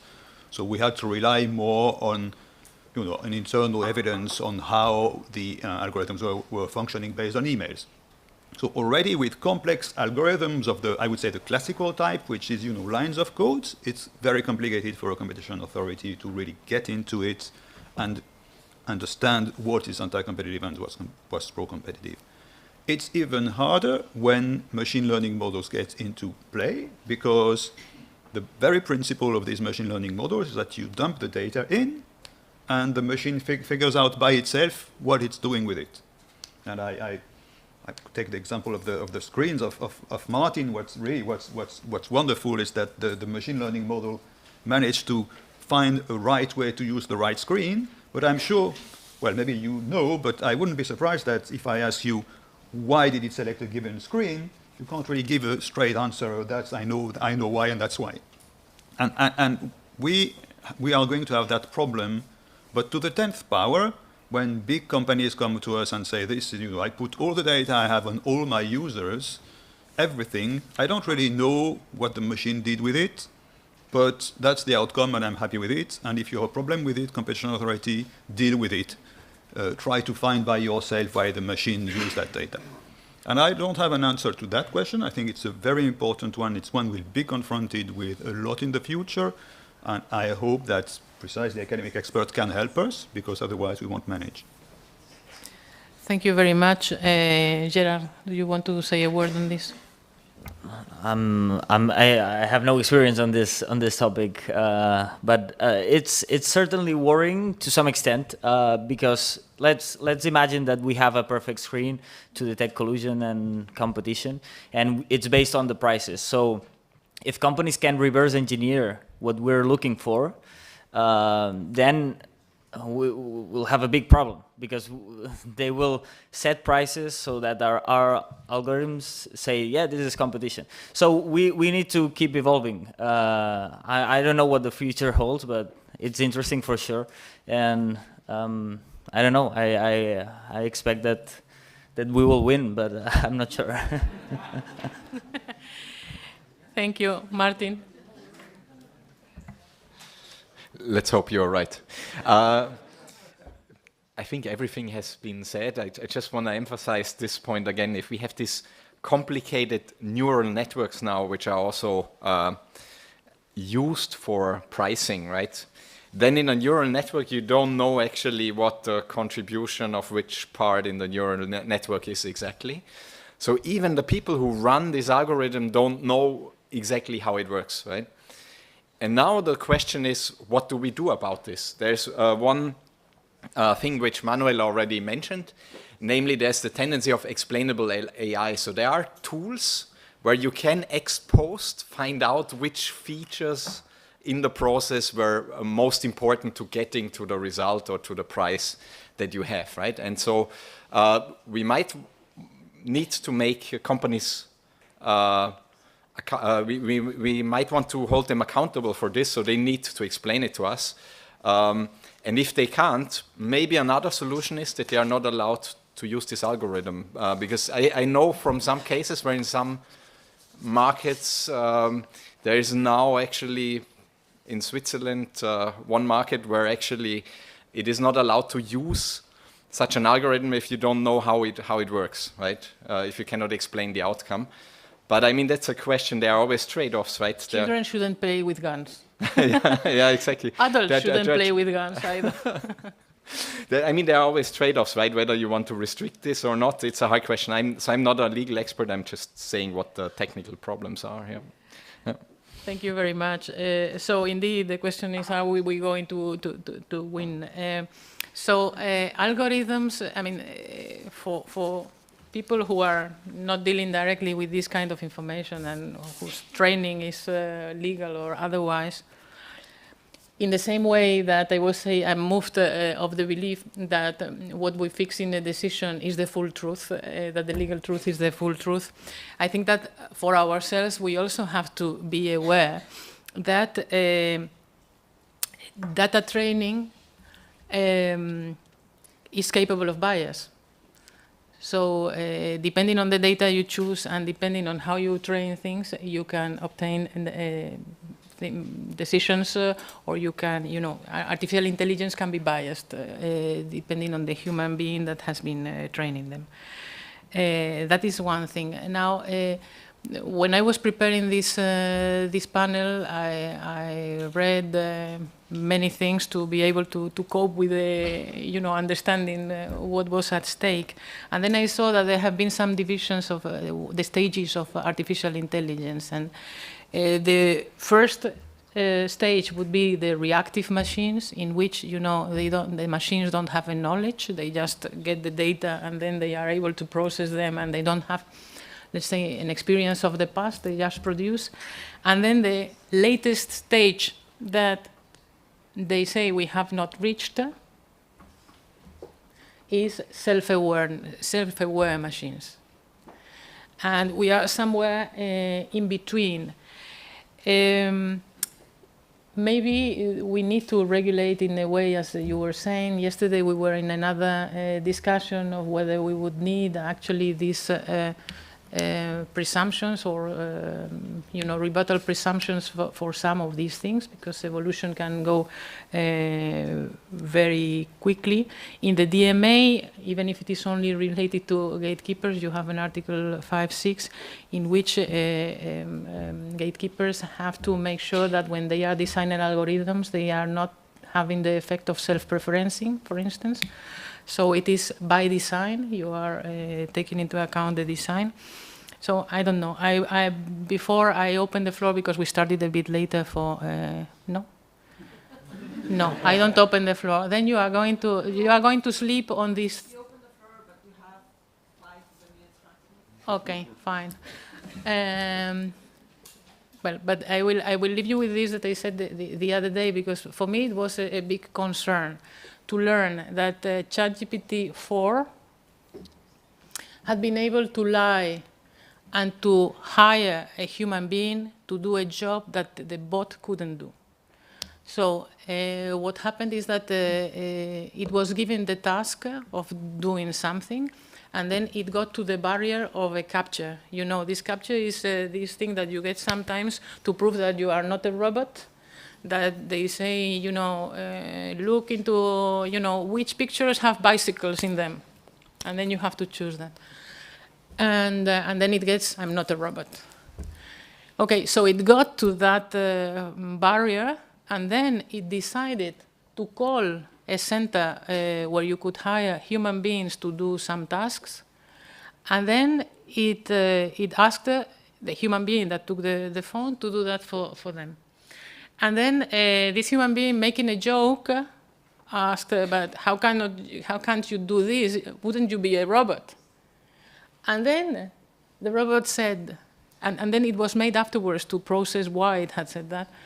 And then it said, no, I am a visually impeded, a blind person, and then I cannot get through this. And then it hired the human being to get through. So we have to be alert to these things because biases are possible and lying is possible. And we are far beyond the age in which you could say there should be some commandments for robots that they cannot break because there is a moment where they would make choices. So we have to keep an eye on these developments. One question? Okay, Gonzalo.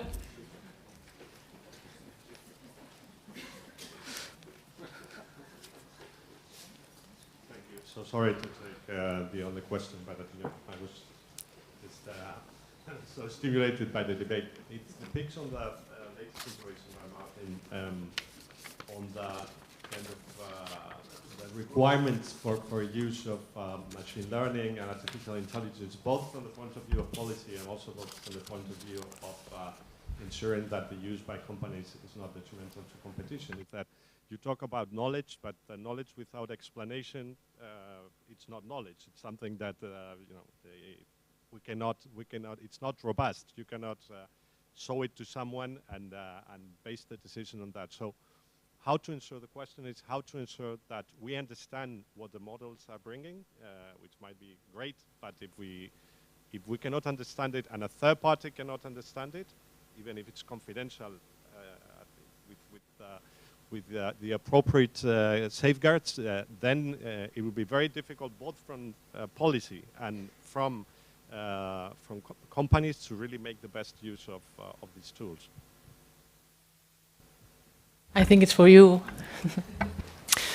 Yeah, absolutely. I see the point. And I must say for the initial machine learning models that we use so far, it's actually not so hard to explain it because usually they are based on a certain limited amount of variables, right, which we call screens. So, for example, the difference between the lowest and second lowest bits and some other things.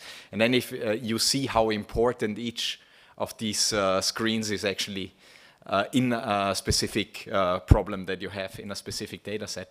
And there I would say there it's still sort of easy because there very often it matches very well with the economic theory still, right? So you would say, okay, under collusion I have a reduced variation in prices because people coordinate, so prices do not appear random anymore.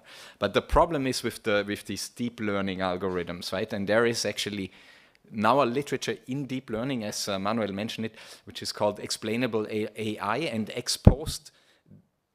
You can then explain what drove the model. It's not always very easy to do so, but in principle it's possible. I try to give you one example. It's completely a different context. So there was an algorithm that was trained to distinguish bedrooms from other rooms in a house. And it was very successful, this algorithm. But one didn't know why. And then what you could do ex post, you could create a heat map, like which parts of the picture triggered the decision of the algorithm. And it was funny to see that it was not the beds in the room, but it was the curtains. So when there was a curtain, that triggered it, right? And so there are tools like this also for other neural networks. And I think this is the direction where we need to advance in the future. Yeah. Thank you very much. I am following orders from the president of the authority, but we are at your disposal, and in particular they, because they are much more knowledgeable than me about the topic, once we get out of the room. So thank you very much.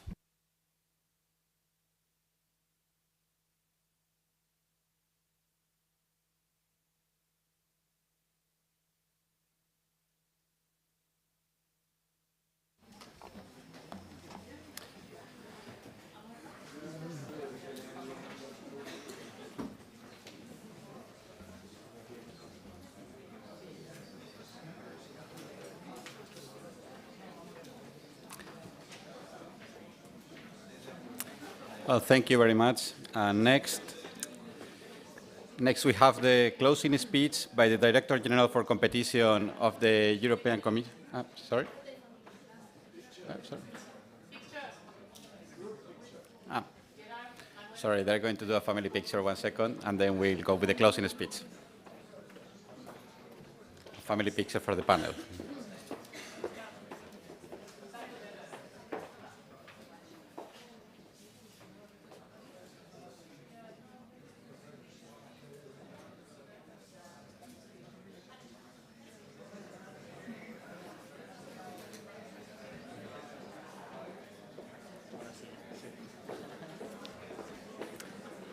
Well, thank you very much.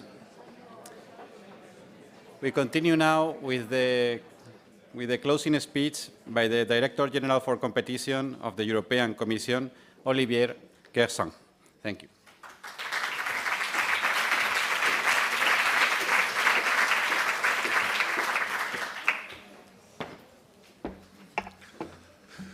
Well, thank you very much, and thank you, Kenny, for the invitation. Thank you, Gonzalo, and glad to be here with the colleagues from everywhere. First of all, in the ECN, but I'll come to that in a second. I had foreseen to break a joke on rugby to start this speech, but those who know me would understand why. But maybe it's not the right day to break jokes after what happened yesterday in Brussels, which has also to do with sport and what is happening at the moment in Israel and Gaza. And as Gonzalo said, it's trying times. And it may make you think that what we do in competition policy is secondary order. Well, it is in a way, and in a way it is not, because all these troubles find partly their source in economic disorders, inequality in distribution, and they also have consequences in terms of the working on the economy, and part of our job is to try to make it work to the best of our abilities and make market economies deliver the promise of wealth for people. So it is secondary order, and in a way it is also very fundamental. Just a note for those who didn't follow that the perpetrator was shot dead this morning by the police in Brussels. So the heat of this crisis is finished, but in a world in which professors are stabbed in their schools, I'm sure we will unfortunately see other occasions of such madness. So back to our issue and back to sport a bit, because the analogy can be also happy. I see ourselves as the referees on the pitch, because any good game needs clear rules. And then I would disagree with the gentleman that was suggesting this morning that rules are too simple. My experience, not only in competition, but also for 10 years in financial regulation, is that complex rules benefits large companies, because they have the means to hire hordes of lawyers and economists and lobbyists. And any rules as loopholes. So complex rules usually are a burden for small firms, and they are an opportunity for larger ones. So I like simple. And this is one of the beauty of our competition rules. They are simple. And because they are simple, they're adaptable, and they allow us to capture a variety of situations. And that's good, of course, because, as Gonzalo said, these are trying times in many, many respects. Globalization has been ongoing for decades. And even the crisis of recent years have only slowed down a number of these trends and altered some others. I mean, if you think about how globalization goes these days, maybe because of our more acute awareness of global carbon footprints, we will see some form of deglobalization in the trade of goods, But certainly with the digital revolution, the global reach of enterprises will continue to increase and continue to increase manifold. So my take is that globalization will continue in a different way. Maybe not this kind of all-encompassing, ever more global way, different trends depending on what you're talking about. But certainly will continue to be heavily driven by the digital revolution. And of course, this is not just true for tech companies. Digitalization is pervasive. It invades basically all aspects of our economies, and it is driving increased global penetration for enterprises across all sectors of the economy. So, having the task to try to make markets function better and benefit to the people, especially in face of so many long-term challenges and short-term crises, is certainly very exciting, but it's very daring as well. And it requires us to be very joined up as enforcer. And this is why I'm so happy to see so many colleagues from the ECN here, because Europe is the place in the world in which we are the most joined up, applying the same standards of law together. I think one should be very pleased with the progresses we have achieved over the last 20 years. After 20 years of application of Regulation 1, the way we enforce competition policy in Europe together has changed a great deal, and it will continue to change. And it will continue to change, in my view, in the sense of an even greater integration. And the DMA, which we talked about this morning, is certainly at the forefront of this, because, as was said, it's overlapping. I mean, you do need, for the reasons that were explained, to have a very strong tie to people that are enforcing the symmetric regulatory framework. But you also do need to have this constant feedback loop with antitrust, which is the reason why the coordination was enshrined in the European Competition Network. And of course, like every complex mechanism, it is fragile. If it is badly operated, it can fail miserably. But if it's well operated, it can be much more efficient than simpler structures. And with the help of our friends in DG Connect, this is what we're trying to do. And also with the help of our friends in the European Competition Network, it's really crucial that we manage to make all this work together with national competition law, with national specific laws, and with the European regulatory framework. So our challenge as referees in this global game is to be joined up. I'm really confident we are and will continue to be even more in Europe, but that, of course, goes beyond Europe. And that means also, this is why it's very welcome that the two events are here in Barcelona this week. We will move from the Spanish Competition Day today to the ICN tomorrow, in which we will be with all our colleagues from everywhere in the world. And there as well, it's now, I think, 25 years that the ICN exists. And the progresses have been considerable, in particular over the last 10 years under the chairmanship of Andreas. So it is a very welcome development.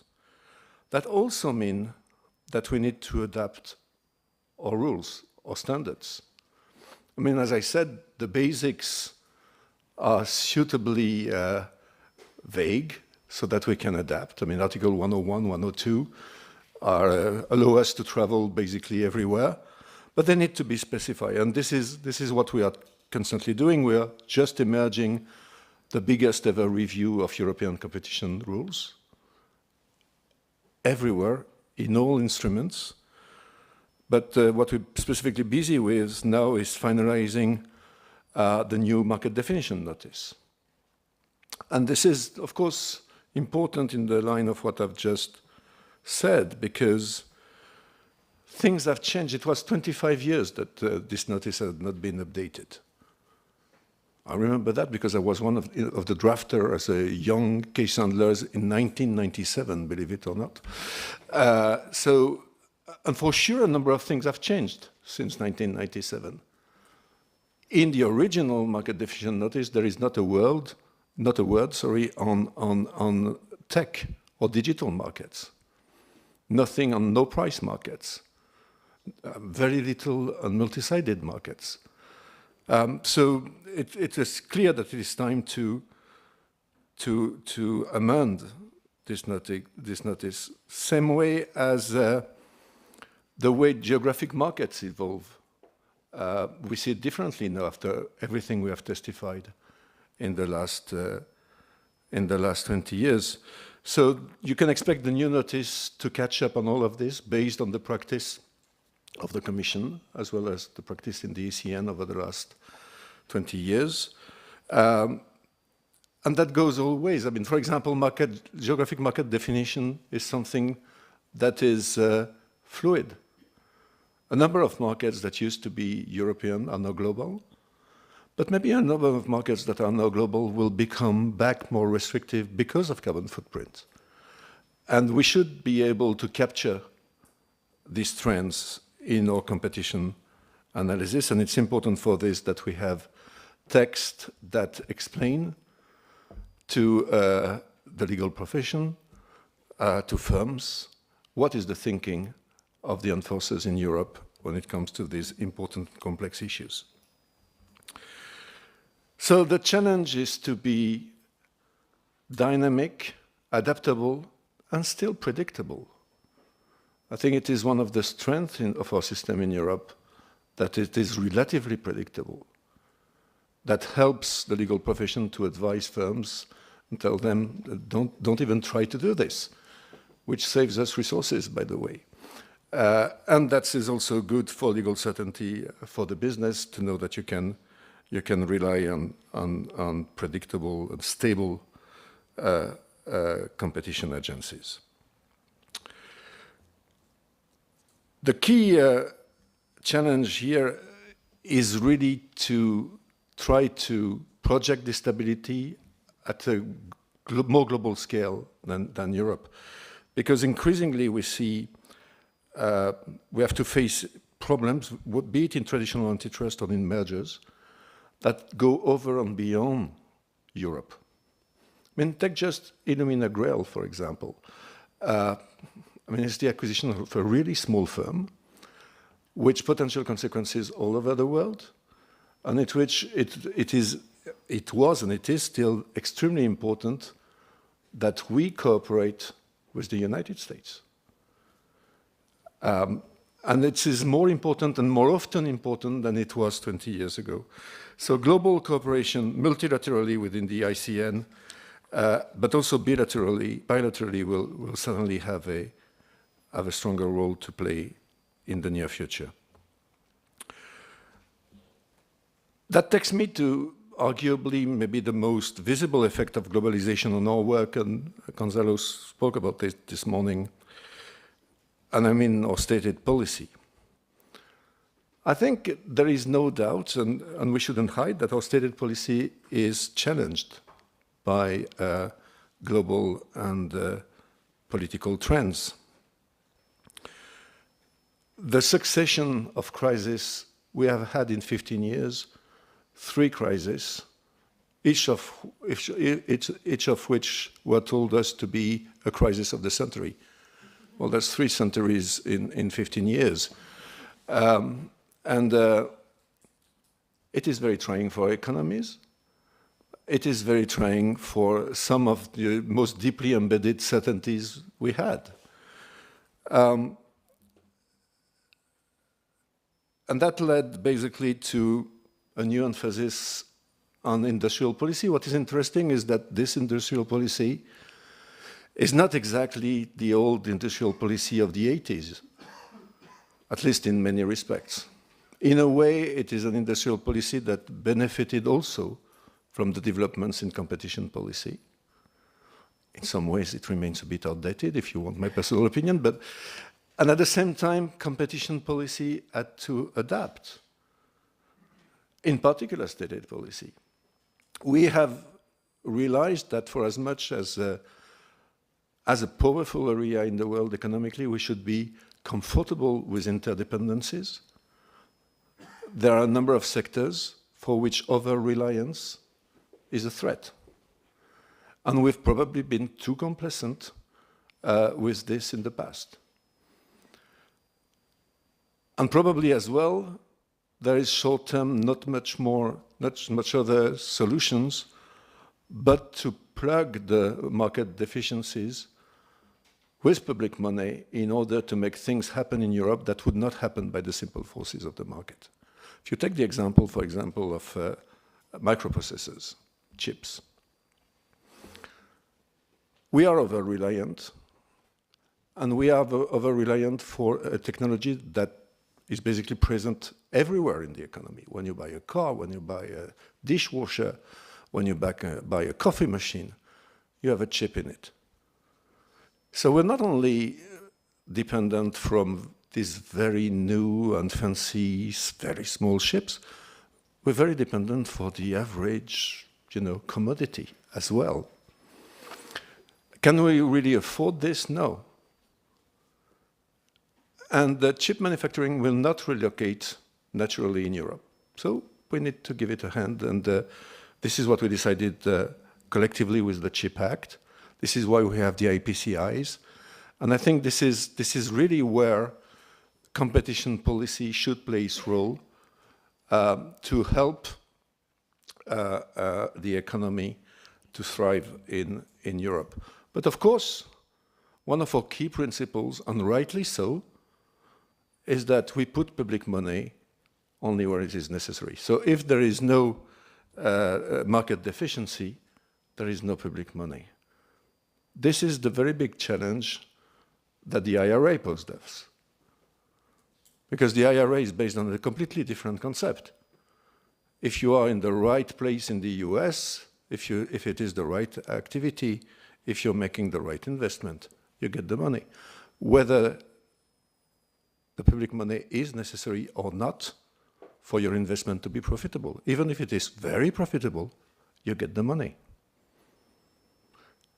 We cannot, and probably we do not want, to do this in Europe. We want to focus our resources where it makes things happen that would not happen by the forces of the market. But we cannot ignore this pressure, and this is why the Commission decided in March of this year to allow member states, whenever a company would displace its investment out of Europe onto the US because of IRA, to match whatever aid would have been granted under IRA. Of course, on the basis that the firms would prove that they were certain to obtain and which amount of money in the US. What is interesting is that since the 9th of March, we have had one case in Europe. Not two, not three, one. Because it is different to say, oh, I will shut down in Europe and open in Arizona, from coming with a file saying, I have discussed with the IRS, and this is the amount I will get for this project with these characteristics, and otherwise I can document that I would have done it here in Europe. So in other words, going from pure blackmail to evidence-based economics. When you ask firms to do this, all of a sudden, a lot of the wind disappears, and you're left with a very small handful of cases, which is reassuring, and which is echoed by the latest research that the macroeconomic impact of the IRA on Europe has been minimal so far. And this brings me to maybe the last topic, because I don't want to keep you away from your lunch for too long, which is, of course, it is very good that we subject our member states to this discipline. If you take, for example, IPCIs, which are mushrooming, and it's very good, the control of the Commission on IPCI, which is often criticized as being slow and etc., you have to understand that it is slow, Because an IPCI is a bundle of tens of projects, often more than 100, in a complex field, usually, I don't know, hydrogen, microchips, batteries, and that these projects have hundreds of connections with each other. And this is the value of the IPCI. It brings about positive externalities at the European level. But of course, the consequence of this is that you cannot disentangle these projects. They're all linked to a point. And because of this, they all move at the pace of the slowest. So if you have one member state that has done a lousy job, and there is usually more than one, unfortunately, and the projects are badly done, they slow down everybody. And of course, we're understaffed as well, but it's no place to whine, but please keep this in mind, Gonzalo. But IPCIs is a great example because although it is slow, on average, if you now take it by project, we approve under the IPCI legal base 1.5 projects a week, which I can tell you, given the complexity of this project, is extremely trying. We have been dealing with last year with 5 IPCIs at the same time. And the result of all this, and this is a point I want to make, is that between the amount of money that was notified to us at the beginning of the process and the amount of money that we allowed member states to subsidize at the end, the difference is 9 billion. And you will tell me, yeah, of course, but then if you refuse the money or you reduce the amount of the subsidies, surely some of this project, the firms said, well, we don't do it. No, 0. Because of course firms tend to be generous with themselves when they pitch. So there is to be somebody that checks. Also because these 9 billions, I'm not in charge of the public budget of member states. So that's not my point. My point is simply that the 9 billion we didn't put into this project, we can put in others. So back to my thread, referees are important because they diffuse externalities. They allow the game to be played in a way that is fluid and effective. And the very last word on this is all good for as long as you treat everybody equally. And that is the reason why I think it should be welcomed that we decided to equip ourselves with a foreign subsidy regulation. The foreign subsidy regulation is nothing else, nothing more, than treating subsidies given by foreign firms in the same way as we treat our own member states. So it's not discriminatory. It's not another way to tackle things that we would otherwise should have tackled under the WTO. For example, it doesn't deal with IRA, because IRA is a subsidy given in the US for manufacturing in the US. Then we may import these goods, and that's an issue for trade policy if we want to act. It's not an issue for the foreign subsidy regulation. It is about foreign powers subsidizing firms, as a result, fragmenting our single market and giving these firms in the single market an unfair advantage. This is what we're talking about here. And I think it was really a hole in the toolbox of the regulators, and it's really good that it was plugged. So this is the message I wanted to give you today. You know what they say about rugby, yeah? That's the British said that. They said that it is a game for ruffians enjoyed by gentlemen.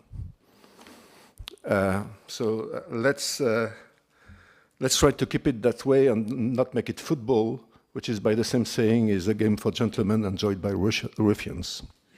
Thank you.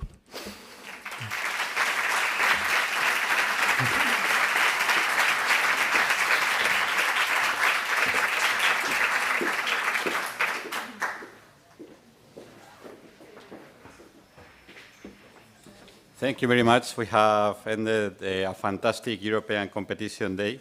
And now we invite you all for lunch, and so we can continue the discussions there. Thank you very much.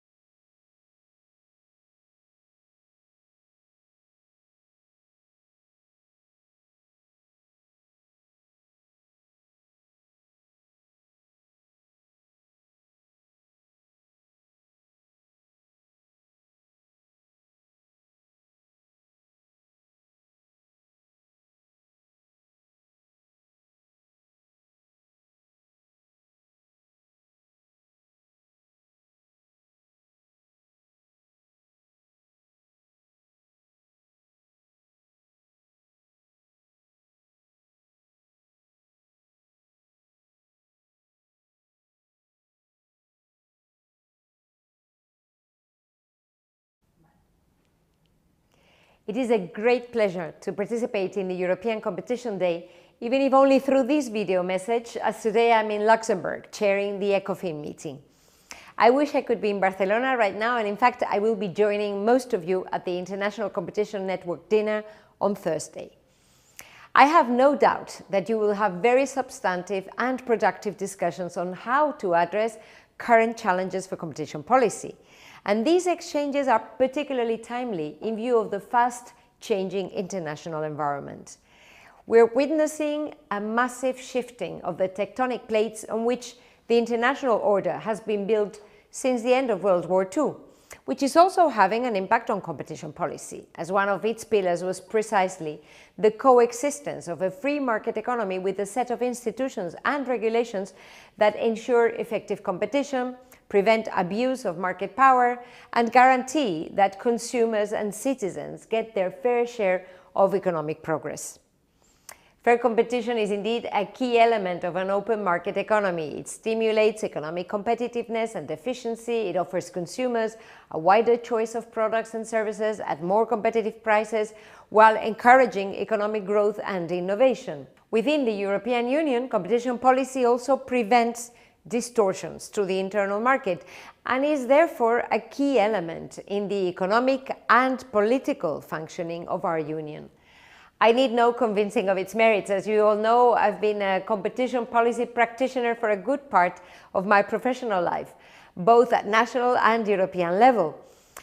And today, new technologies, new forms of production, new global competitors are challenging the way these principles have been applied so far.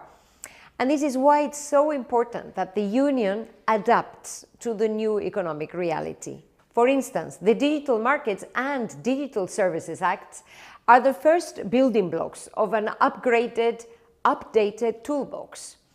We need to take account of global competition, accelerated digitalization, unprecedented market power imbalances, and massive public and private investment needs to ensure that the European Union continues in the forefront of new technologies. We also need the right regulatory framework for artificial intelligence, boosting innovation but also ensuring the protection of our rights and European values.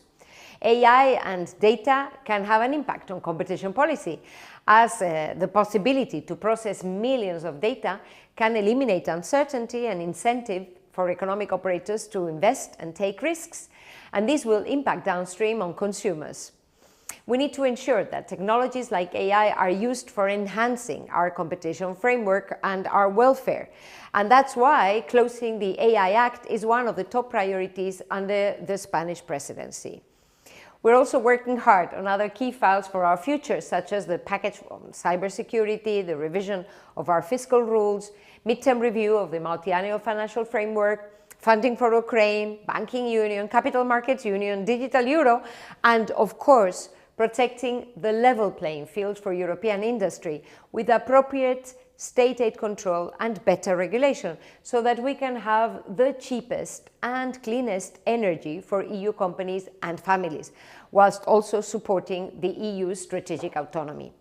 And that is why getting the electricity market regulation right is also a top priority for our presidency, so that the European Union continues to lead the global climate action agenda, pressing ahead with the Green New Deal and decarbonizing our economy, reinforcing our resilience vis-à-vis international energy markets, and also developing green technologies and mobilizing sustainable investment. We are facing our presidency in a favorable position, thanks to the strong economic activity and job creation, and the benefits of economic policy based on fiscal responsibility, social justice, and structural reforms. We've done our homework, and that puts Spain at a good place to lead some of the key debates underway in Europe. Significant progress has been made during the first 3 months of our presidency, but I'm sure the best is still to come. I thank you very much for your attention and wish you a very productive day and meaningful discussions during this extraordinary event, and look forward to seeing you on Thursday.